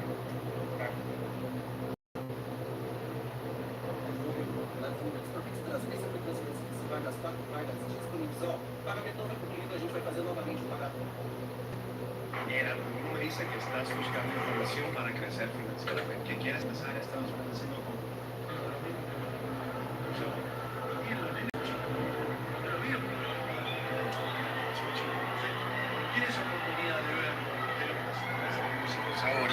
genial porque se vuelve en la actividad y en un buen nivel. ¿Entendés? No en el superlativo que tenía, pero en un buen nivel. Entonces eso debe ser emocionante para Leo y para Tyson, ¿no? Imagínate LeBron que juega con su hijo en el mismo equipo. Bueno, eso ya debe ser una emoción. Bueno, aparte el tipo activo, igual hoy Bronny está en la G-League, trabajando en la G-League porque no le daba el nivel. Yo estoy en un lugar donde de mi hijo. Y claro, Bota jugando. Lo que pasa es que no se anima a sentarse acá en esta pelea, porque lo podría hacer tranquilamente, pero bueno. No le gusta, no es que no le gusta, no le llama la atención. El boxeo no le llega. Aparte la está rompiendo. Sí. Todo lo que toca lo transforma en oro. Gracias, Brian Alfons, que también nos dona 100 mangos. Pregunta, ¿van a transmitir la pelea? Definamos transmitir, porque transmitir sí la vamos a transmitir. Vamos a narrar. Me encanta la respuesta que le dieron. No, van a hacer un partido de ajedrez. Algún día podríamos hacer ajedrez, ¿eh? No, quiero vinimos a comer una pizza. Mira, Iván que dice quiero crack. A nivel deporte Argentina, ese hito de LeBron con Bronny, por ejemplo, acá lo tuvo Hugo Conte. Claro, con su hijo. Con su hijo, exactamente. Que además el hijo de Conte terminó siendo una figura importantísima en la selección como él. No fue No es el caso de LeBron y Bronny. Bronny, para mí a Bronny lo subieron muy verde porque LeBron no le da para la NBA. Para mí no le da, por eso está en la G-League. Voy a decir algo. Sí. A veces los hijos, cuando vos tenés un papá que es un superdotado, en el caso de Messi, Maradona, un boxeador importante, un tenista, superar la vara está tan alta, es una exigencia mucho más grande que la normal. Entonces esos chicos tienen mucha presión. No, terminan peleando contra ellos mismos en vez de lograr superar esa batalla. Y es por culpa del nombre del padre que quizás es lo que menos quiere es que haga sufrir a un hijo. Es una realidad. Mirá Miguel Molina que nos dona 50 mangos y dice algo que para mí es una de las mejores definiciones de esta pelea. En breve veremos la diferencia entre buscar la gloria y buscar likes. Tremenda definición de Miguel Molina, que además nos donó 50 mangos. Ya le puse mi like. ¿No tendría que estar entrando en calor? Está entrando en calor, está aspirando solo. ¿No tendría que estar haciendo y eso? Y está ahí concentrándose Jake Paul, muy confiado. Le cuento a la gente que no lo puede ver. El tipo está sentado en un sillón como si estuviera en un aeropuerto, más o menos. Sí. Esperando a que llamen a embarcar, con los brazos sobre los costados del sillón y las piernas arriba de una silla. El tipo está esperando que lo llamen a embarcar, nada más. Pero en el VIP, no en el... No, obviamente, no. En el ultra VIP. No está en la sala común como voy yo cuando voy al aeropuerto. No, este tipo está en el ultra VIP esperando ahí, pero a ver, ahora se pone de pie. Veremos si lo llaman. ¿Quién entra primero? Sí, él debería entrar. Debería entrar primero. Yo los agarré con esta pregunta. ¿Cómo vas a hacer entrar primero Tyson? Es una falta de respeto eso. Yo creo que incluso él, si es inteligente, debería entrar él primero. Yo creo que él no es para nada tonto tampoco. Ahora lo tengo que leer porque Aaron Martínez nos dona 100 mangos a Aaron Martínez. Y dice, Sebastián Villa le gana los dos. Noel Ali nos dona 50 mangos. Poco se habla del físico que sigue teniendo Tyson a su edad. Hablamos igual del físico de Tyson. Realmente está muy bien plantado. Sólido. De hecho, el otro día subió al pesaje en slip, en elip, directamente. Como si estuviera yendo a Brasil. Tal cual, como si caminara por las playas de Río de Janeiro. Y realmente se vio un tipo que para tener 58 años, realmente está con un físico trabajado. Y si se ha mantenido, solamente con mantenerse, los músculos tienen memoria. Con mantenerse va bien. Haciendo un poquitito todos los días, va bien. Sí. No, y se nota que se ha preparado. No, y aparte entrenó, está bien. Y pará, yo me entrenaría también. Los cortitos, las costillas están. Tira un roscazo y viene un voleo, no lo viste, te lo comiste, vas al piso. Y la vergüenza la pasa él, no vos, Es que para mí tiene mucho más en juego Tyson hoy que Chris Paul. Que Jake Paul. Chris Paul, Cipitri que juega con Wemby en los Spurs, pero me parece que tiene mucho más para perder en cuanto al prestigio que pone en juego Tyson de lo que puede poner Jake Paul, que si pierde, y bueno, ahora estamos viendo una imagen. Ahí está con Fury. Está con Fury la que perdió. La anterior era con Anderson Silva, uno de los quizás el mejor peso mediano de la historia del UFC. La araña Silva, ¿no? Alguien que sabe recibir golpes. La araña Silva, ¿no? Efectivamente, y que ha recibido golpes. Y Jake Paul lo tiró. O sea, la mano pesada la tiene. Igual hay la primera que pone, el primer knockout, baja mucho la mano el primer rival. Eso me llamó demasiado la atención. Digo, ese no lo había visto, ese knockout. Ve cómo bajó la mano de repente, dónde le cae la mano de Paul. Lo que noto de Paul es que cuando huele la sangre va como una piraña, va a atacar sin medir ningún tipo de consecuencia. Cuando le pusieron a un tipo como Fury enfrente, claudicó. Todos los demás que ha enfrentado, yo no sé qué nivel tienen realmente. Y a ver, estamos hablando, por ejemplo, ahora estamos viendo imágenes con Mike Perry. Mike Perry ha dado grandes batallas en el UFC, un peleador muy entretenido de ver, que es striker, que es decir, que tiene la pelea de pie, que no es que es un peleador de wrestling como por ejemplo fue Tyron Woodley, que también peleó contra él, pero es mucho más chico que Jake, por ejemplo. Igual Jake de físico, bien, te digo, está Una izquierda media rústica, ¿no? Con poca técnica lo vi con esa izquierda. No, la derecha lo vi con buena derecha, la izquierda necesito tiene al muñequito del Monopoly.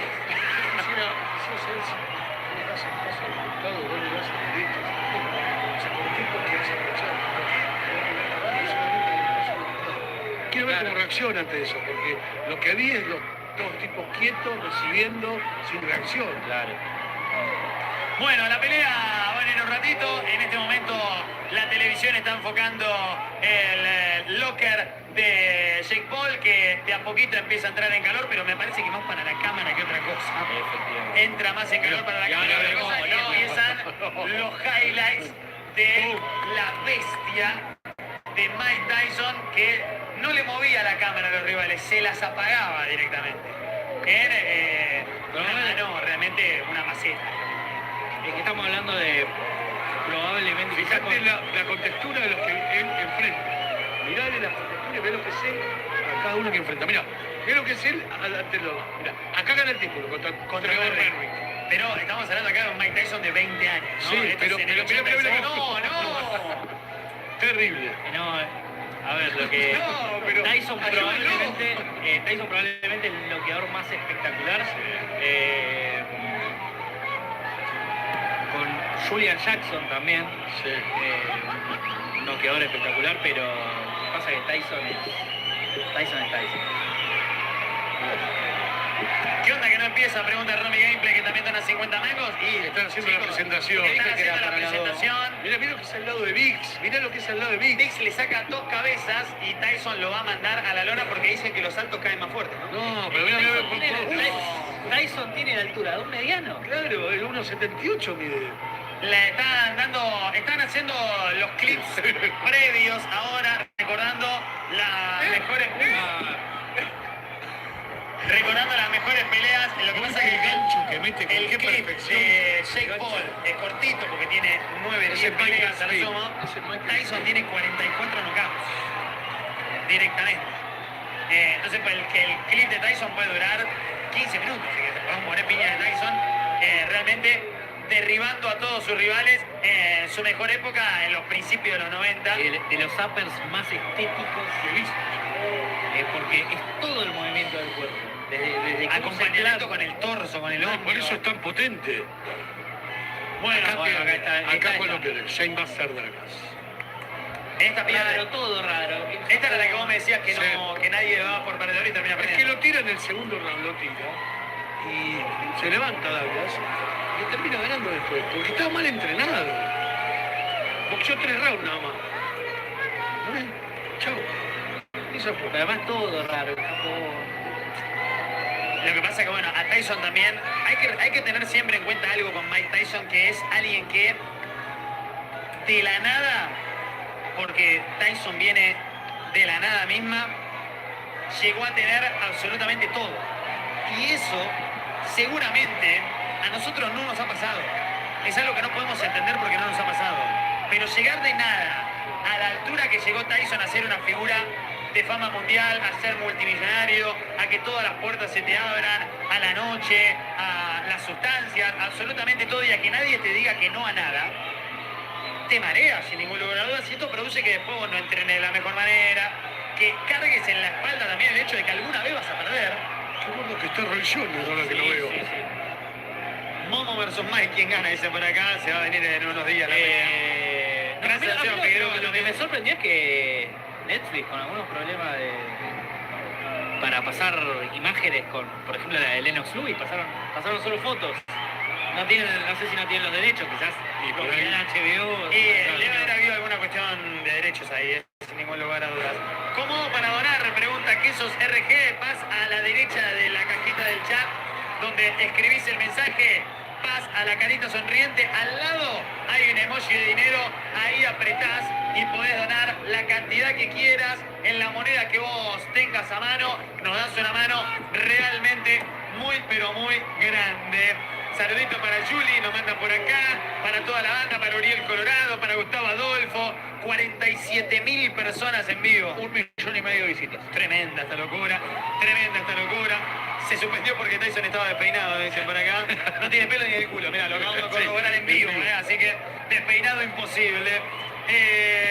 Jamás vi a este crack, dice Carlos Miguel Quintero. Bueno, uno de los atractivos realmente importantes de esta pelea, más allá del morbo de que Tyson lo puede derribar de una piña y romperle la cabeza, más allá del morbo de que pueda perder Tyson porque una mano bien conectada y es un tipo de 58 años, también un atractivo es que hay mucha gente joven que escuchó nombrar a Tyson, que por ahí vio highlights en YouTube, en peleas antiguas y nunca lo pudo ver en vivo y hoy tiene la posibilidad de verlo en un ring, en un evento en vivo.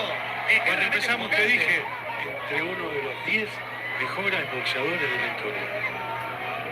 Bien, amigos, se nos va a venir la pelea. Ahí está el presentador ya. Está el presentador, así que me echo un pique rapidito y se nos viene la pelea, chicos. Perfecto. Acá fallaron un poco. Era un momento Ya estaban todos adentro. Era un momento para Michael Buffer. Pero hay que ver, viste, que en esa... todo esto lo planifica alguien que está acostumbrado a hacer esto. Y yo no creo que ellos tengan ese tacto para traer a Buffer o a Jimmy Lennon. Y bueno, ahora está cantando el himno, esta chica que ganó el Grammy, según lo que leí. Así que bueno, vamos a ver una pelea linda. Parece que se nos viene y que no va a haber mucho viri previo como imaginaba. No, sola presentación, caminando como fueron las otras dos chicas. Bueno, hay un solo himno. Hay un solo himno, porque los dos son americanos. Lo malo es que lo reversionan tanto que suele ser larguísimo, a veces versiones del himno de Estados Unidos de 5 minutos. Pero bueno. Igual yo los admiro en eso. Cada lugar que hay una banderita, su himno, el nacionalismo que tienen y cómo quieren a su país, yo en ese sentido chapó con estos tipos. Después no comulgo en otro montón de cosas, obviamente. pero en esto... Sentimiento patriótico. Y tienen un arreglo también con las películas y con distintos eventos donde aparece la bandera, se bajan los impuestos. Sí, es tremendo. Eso es meter el nacionalismo. Bueno, esto pasa mucho también en el mundo del boxeo con México. El momento del himno mexicano en el boxeo. Bueno, por algo ganaron pelea en la fecha patria, ¿no? El himno mexicano, me lo sé yo de tanto escuchar. me acuerdo de memoria. Bueno, lo que pasa es que debe ser el segundo país después de los americanos que más campeones del mundo tiene. Bueno, y seguramente después Japón, o seguramente después sí, debe estar Japón. Ahora Gran Bretaña ha tenido muchos campeones en la última década. Sí, los europeos son más propensos el boxeo de este lado del mundo. Bueno, creo que en Europa solo Gran Bretaña. Suena el himno de Estados Unidos y se nos va a venir la pelea nomás. Vendrá la presentación de los pugilistas. Me encanta esa palabra, pugilista, la quería usar desde que empezaba a trabajar. Me gusta porque es casi como un sinónimo de gladiador. Claro, exactamente. Ahora que se viene la 2. Sí, está el jueves. El jueves se estrena, ojalá que esté a la altura de la 1. ¿Por actores? Sí, tengo entendido que tiene 1 millón de errores. No se murió el principal en la 1. ¿Qué van a hacer en la 2? No, es el hijo. Si querés que te lo spoilee. Se van a pero cagar el hijo espadas, también se murió. No. Se van a reventar espadas. No, ahora te cuento. Lo que tengo entendido es que tiene un montón de errores históricos. Y puede ser, puede ser. Entonces no me va a gustar. Pero vos ves la película por los errores, yo me cuentan el cuentito. Yo quiero que se caigan a chazo. Ahí está. Cobra Kai. Sí, todo. El Karate Kid. Ralph Macchio Sí, el original. Siempre, sí. Se nos viene la pelea mientras Netflix aprovecha y muestra a todos sus actores para que vos digas, ah, mirá, Cobra Kai, tengo que ver la nueva serie. Momento celebrity. Sí. Momento promocionar. Esto va por Netflix, ¿no? Lo muestran ahora nuevamente a Shaquille O'Neal, que no se pierde ninguna. Tiene cara de que está medio picadito. Sí, pero está medio... se ha tomado dos o tres como un champanadito, ¿no? Está ahí como... Pasa seguido la mesera por ahí.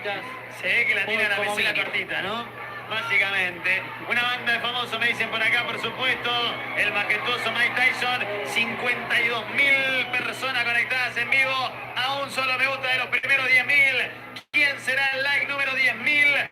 Que nos acompañe y que pongan, fui yo el like número 10.000 para empezar a llegar a los primeros 10.000 me gusta. La pelea que todos venimos a ver ya está por comenzar. Se terminaron las preliminares, se terminaron las vueltas. Ahora lo único que queda es empezar a disfrutar. Recuerden, amigos y amigas, que la pelea la va a pasar Netflix, no la van a poder ver en ningún otro lugar. Si tenés Netflix, poné mute a la transmisión, a la televisión y escuchá nuestra narración. Y si no tenés Netflix, quédate acá con nosotros, que vas a vivirla de la mejor manera, con la narración, con los comentarios y obviamente disfrutando de esta pelea que se nos viene, que tiene atractivo por donde Mirá, lo que mires. digo, más allá de que nosotros planteamos que es un show, cuando llega este momento ya te agarra un poquito de Y cosquilleo. Es inevitable. Me sorprende los 58 años. Saludos para Tatsu, que nos dona 1.000 pesos chilenos. Dice saludos para los que juegan Death Note Online. Banco porque Death Note serión. Mírense Death Note a los que les gusta el anime. Me parece que llamaron Sí, no, sí, pero... Mirá, acá te dieron la derecha. Paul el gallo. ¿Viste? El gallo, ¿viste? Que yo te dije que había que decirle el gallo. No corre la regla de 3 caídas, no corre varias cosas. Round de 2 minutos. Round de 2 minutos. Guante de 14 onzas. Sí. Eso quería preguntar. ¿Qué significa guante de 14 Guante de 14 onzas son los que se suelen usar en sparring.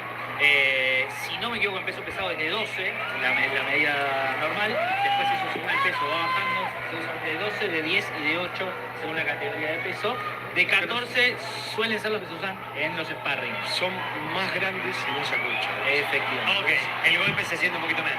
Y por lo menos no lo van a lastimar como se puede lastimar. Miguel Molín, que nos dona 20 pesos. Te la jugaste, Miguel, gracias. Muchas ¿Son gracias. pesos argentinos? 20 pesos argentinos.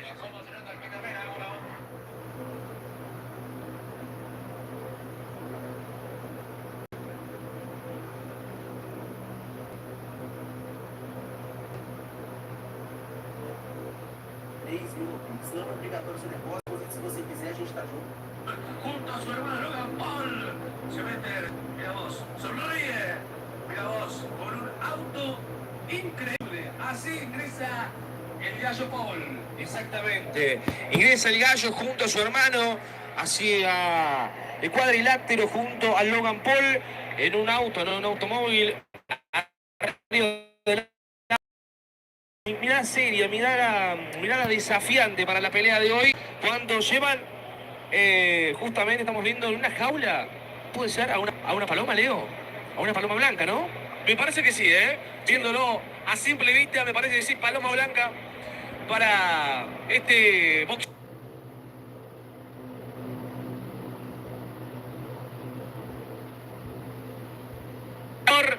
Se levanta el público, pero mirá, es silencio, silencio para él y muchos que lo abuchean a Paul. Sí, se escuchan algunos silbidos, algunos insultos para Paul, que prácticamente no tiene la mejor, que va a ser visitante, ¿no? Exactamente, claro, sí, no tiene el mejor apoyo del público, Está en su casa, claro, pero frente a Mike, bueno, es el villano en esta lucha, en esta pelea. Es el villano, Paul. Así sigue entonces el público que no se movió prácticamente, no se sintió el ruido del público cuando fue el ingreso y cuando está haciendo el ingreso. Me parece una de las peores entradas para mí, A mí me gusta que ingrese caminando, con la capa hacia atrás. Parece que se está casando, Paul, realmente. Pasa un casamiento antes que una pelea. Mucho marketing para este joven. Justamente especialista en eso, me parece, ¿no? Especialista en marketing. Ahí ingresa entonces Paul. Tira desodorante su hermano Logan Paul. Ahí está. junto a sus familiares, a su equipo. Ahí se baja del auto, rumbo al cuadrilátero. Ahí lo tenemos saludando así ahora algunos fans. Ahí lo están viendo a Paul, que se acerca a darle la mano, el último aliento, porque se mide frente a un boxeador histórico, se mide frente a Mike Tyson, nada más ni nada menos. Se mueve, lo veo grandote a Paul, porte físico realmente interesantísimo, y veremos hoy también si logra la conexión perfecta para ponerlo en la lona a Mike Tyson. Exactamente, estamos viendo a Paul ingresar al cuadrilátero, una caminata fría, lenta, incesante, una frialdad para subirse al cuadrilátero, el ring que lo espera. Mira el público, mirá la desafiante, sí, desafiante el público diciendo aquí estoy yo para noquear a un ex campeón mundial, ¿no? Como es Mike Tyson, Leo. Ahí estamos, amigos, gran show, gran show, se mueve por el cuadrilátero entonces Paul, el gallo, vestido de plateado, plateado con cadenas, bueno, seguramente de oro, las cadenas de Paul. Ahí se mueve de un lado a otro, cierto nerviosismo. En la previa uno lo ve a Paul, claro, tiene que estar bien plantado para enfrentarte a Tyson, y también saber que podés, porque si no sería imposible, ¿no? En la cabeza de cualquiera, enfrentarte a un campeón mundial, a un ex campeón mundial. Ahí está el tema, ¿no? Sinceramente, bueno, pero me parece a mí que él sabe lo que se está enfrentando. Y repasamos las estadísticas entonces de Paul. Leo, por favor, sí. A ver, ¿tenés ahí a mano las estadísticas del gallo Paul? Exactamente. 10 victorias, 7 por nocaut, en este caso, una derrota en lo que va. Las estadísticas de justamente Paul, un joven que se metió en el mundo de las peleas, el mundo del boxeo, era influencer, lo sigue siendo, ¿no? No dejó de ser influencer, pero a lo que voy es que era youtuber, pasó a ser hoy en día boxeador profesional para enfrentar a Mike Tyson, nada más y nada menos. Ahí está, amigos, entonces, ahí están las estadísticas de Paul, que lo espera desafiantemente a Mike Tyson. Y ahora sí, es momento que se venga entonces el campeón.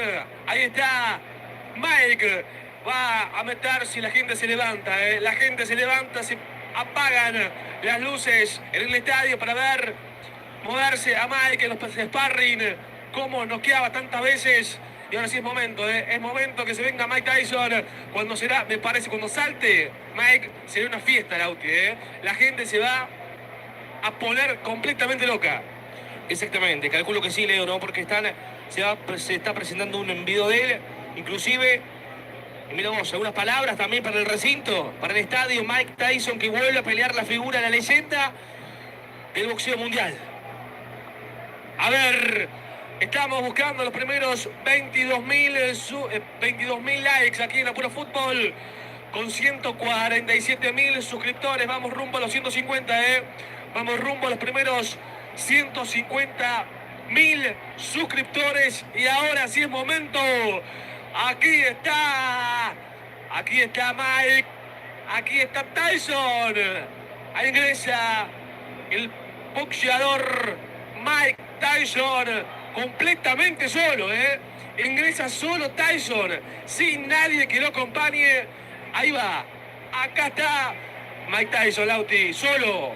Aparece Tyson entonces, lo enfocan las cámaras, los flashes, las linternas. Todo el recinto de pie, señores, porque aparece Tyson, aparece la leyenda del boxeo mundial, que no mira para los costados, mira para el frente. Va mirando para el frente, la caminata larga, se hace esperar Tyson, se hace esperar Paul, pero Tyson muy concentrado, no mira el recinto, no mira el público, Leo. Se levanta el público en el estadio, luces encendidas, flashes por todos lados, mirada fija hacia el suelo. Tyson no quiere ver a nadie, No quiere ver a nadie Tyson. Cara de póker, Cara de asesino, Cara desafiante de Tyson. Está con un objetivo, me parece. Noquear en el primer round a Paul, porque no mira a nadie, fija mirada. Ya se está subiendo al cuadrilátero, pero realmente lo vemos enojado, Enojado Tyson, Lauti. Sí, exactamente. Tyson que prácticamente... No sonríe, mirá. No sonríe, muy concentrado, Se lo ve espectacular igual a su edad. hay que admirar a este boxeador del deporte, porque prácticamente esto te deja un ejemplo, que se puede pelear en cualquier momento, que uno puede hacer deporte en cualquier momento, ¿no? Y Tyson es la clara referencia que tenemos nosotros los más jóvenes, ¿no? Sinceramente, para seguir a este boxeador, uno de los mejores del mundo, la leyenda viva. Así es, ya está Mike arriba del cuadrilátero, amigos. También está, por supuesto, el gallo Paul arriba del cuadrilátero. Mamá, lo que se viene. Mirá vos. A estadio repleto, Estadio repleto, amigos. Amigas de puro fútbol. Perfecto, muy bien. Entonces, lo presentan ahora sí oficialmente a Mike. Ahí está en la esquina. Tyson, esquina izquierda. Y de la derecha aparece el gallo Paul. Los boxeadores ya arriba del ring para darse una pelea magnífica aquí en Apuro Fútbol. Esperamos por los 22.000 pulgares arriba. Vamos, gente, a los 22.000 porque estamos a minutos de que arranque y que ya, por supuesto, empiecen a palpitar los corazones aquí en Texas. Exactamente, hermoso momento, ¿no? Porque los más jóvenes, estamos viendo un momento magnífico, ¿no? Tanto nos contaron cómo peleó este hombre y hoy lo tenemos enfrente, Leo. Es increíble, es un momento único, inigualable, que no va a quedar por siempre. Verlo nuevamente pelear a Mike Tyson. Cuando lo vamos a presentar, de un lado está John Paul y del otro lado está Mike Tyson para pelear, para combatir aquí en la Puro Fútbol Digital. Exactamente, repasamos, por supuesto, las estadísticas cuando lo presentan a Tyson. La gente que se levanta en el estadio es impresionante, ensordecedor el grito de los fanáticos por el boxeo. Y así está. Son las estadísticas de Jack Paul. 27 años, 10 victorias, una derrota, 7 por nocaut. Así entonces, de Puerto Rico Dorado.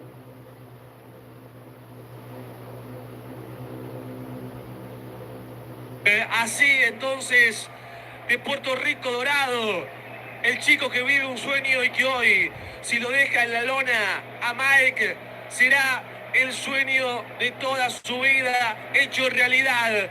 Ahí está, con short dorado, guantes dorados y buscando la gloria eterna.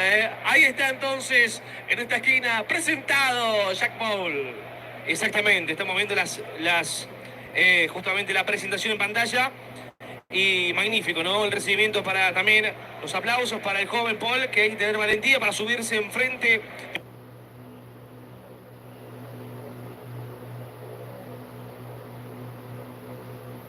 Para subirse enfrente de un histórico, más años sin pisar un ring, vuelve a pisar a Mike Tyson, se lo ve fantástico. Mirá cómo está este hombre, fabuloso se lo ve a Mike Tyson, que va a estar con estas plantillas, digo, con justamente 58 años de edad para él, 50 peleas, 44 victorias por nocaut, 50 victorias en lo que va. Es increíble, ¿no? Sinceramente, es increíble el récord, lo tiene él. 6 derrotas solamente. Para Mike Tyson, que va a estar peleando frente a Jake Paul. Ahí está Mike, entonces, amigos, amigas, vamos rumbo a los 148.000 suscriptores en esta noche fantástica. Ahí está Mike Tyson. Entonces, mira fija a la cámara, Mike. Sabe que hoy todo el mundo también lo está viendo. Es el griterío de los fanáticos en el estadio, aquí en Texas. ¿Qué pasará rápidamente? Poned en los comentarios, ¿Qué pasará, amigos? ¿Qué pasará con Mike? ¿Cuál será su historia? Y habrá hoy pelea. ¿Habrá pelea o habrá knockout? ¿Qué pasará, no? Con Tyson, que sabe que es el momento de gloria también para... Es todo para ganar el gallo Paul. Es todo para ganar para el rival de Tyson. Ahora sí se miran fijamente. Ahí está el juez de esta batalla. Acá estamos ante 80.000 personas, por supuesto, en Texas. Y amigos, esto se viene, Lauti, Esto se viene, lo mandan al rincón a Tyson, rincón para Paul. el juez, todo listo y todo listo, ¿eh? El último aliento ya acá en Texas. Exactamente, ¿no? Porque ya se van preparando. De un lado, en el rincón izquierdo estará Paul y el derecho estará Tyson, Leo. Se lo vendrá la pelea entonces. Quiere arrancar, mira Paul, está desesperada por ir a buscar Paul del lado izquierdo. Está... ¿Desde un negocio necesitas un número de teléfono personalizado? La aplicación para eso se llama My Second Line. La aplicación rankeada número 1 para tener un número de teléfono personalizado. El chico inexperto en las peleas. A ver, tira de izquierda Paul, contesta Tyson. Se miden en el perímetro. Ahí va Tyson buscando la zurda. A ver, van a cargar. Va midiendo, se mueve Paul, ahora se agarra nuevamente, mira vos, esto va a ser constante me parece. Y lo agarra Tyson a Paul permanentemente. Sí, busca eso también, busca el contacto, ahí estamos viendo una distancia no tan larga para Paul, que lo va midiendo y se agacha para meterle un derechazo, no lo dejó Tyson, en este momento Tyson baja lo tiene muy de cerca. 57 segundos, no lo colectar ningún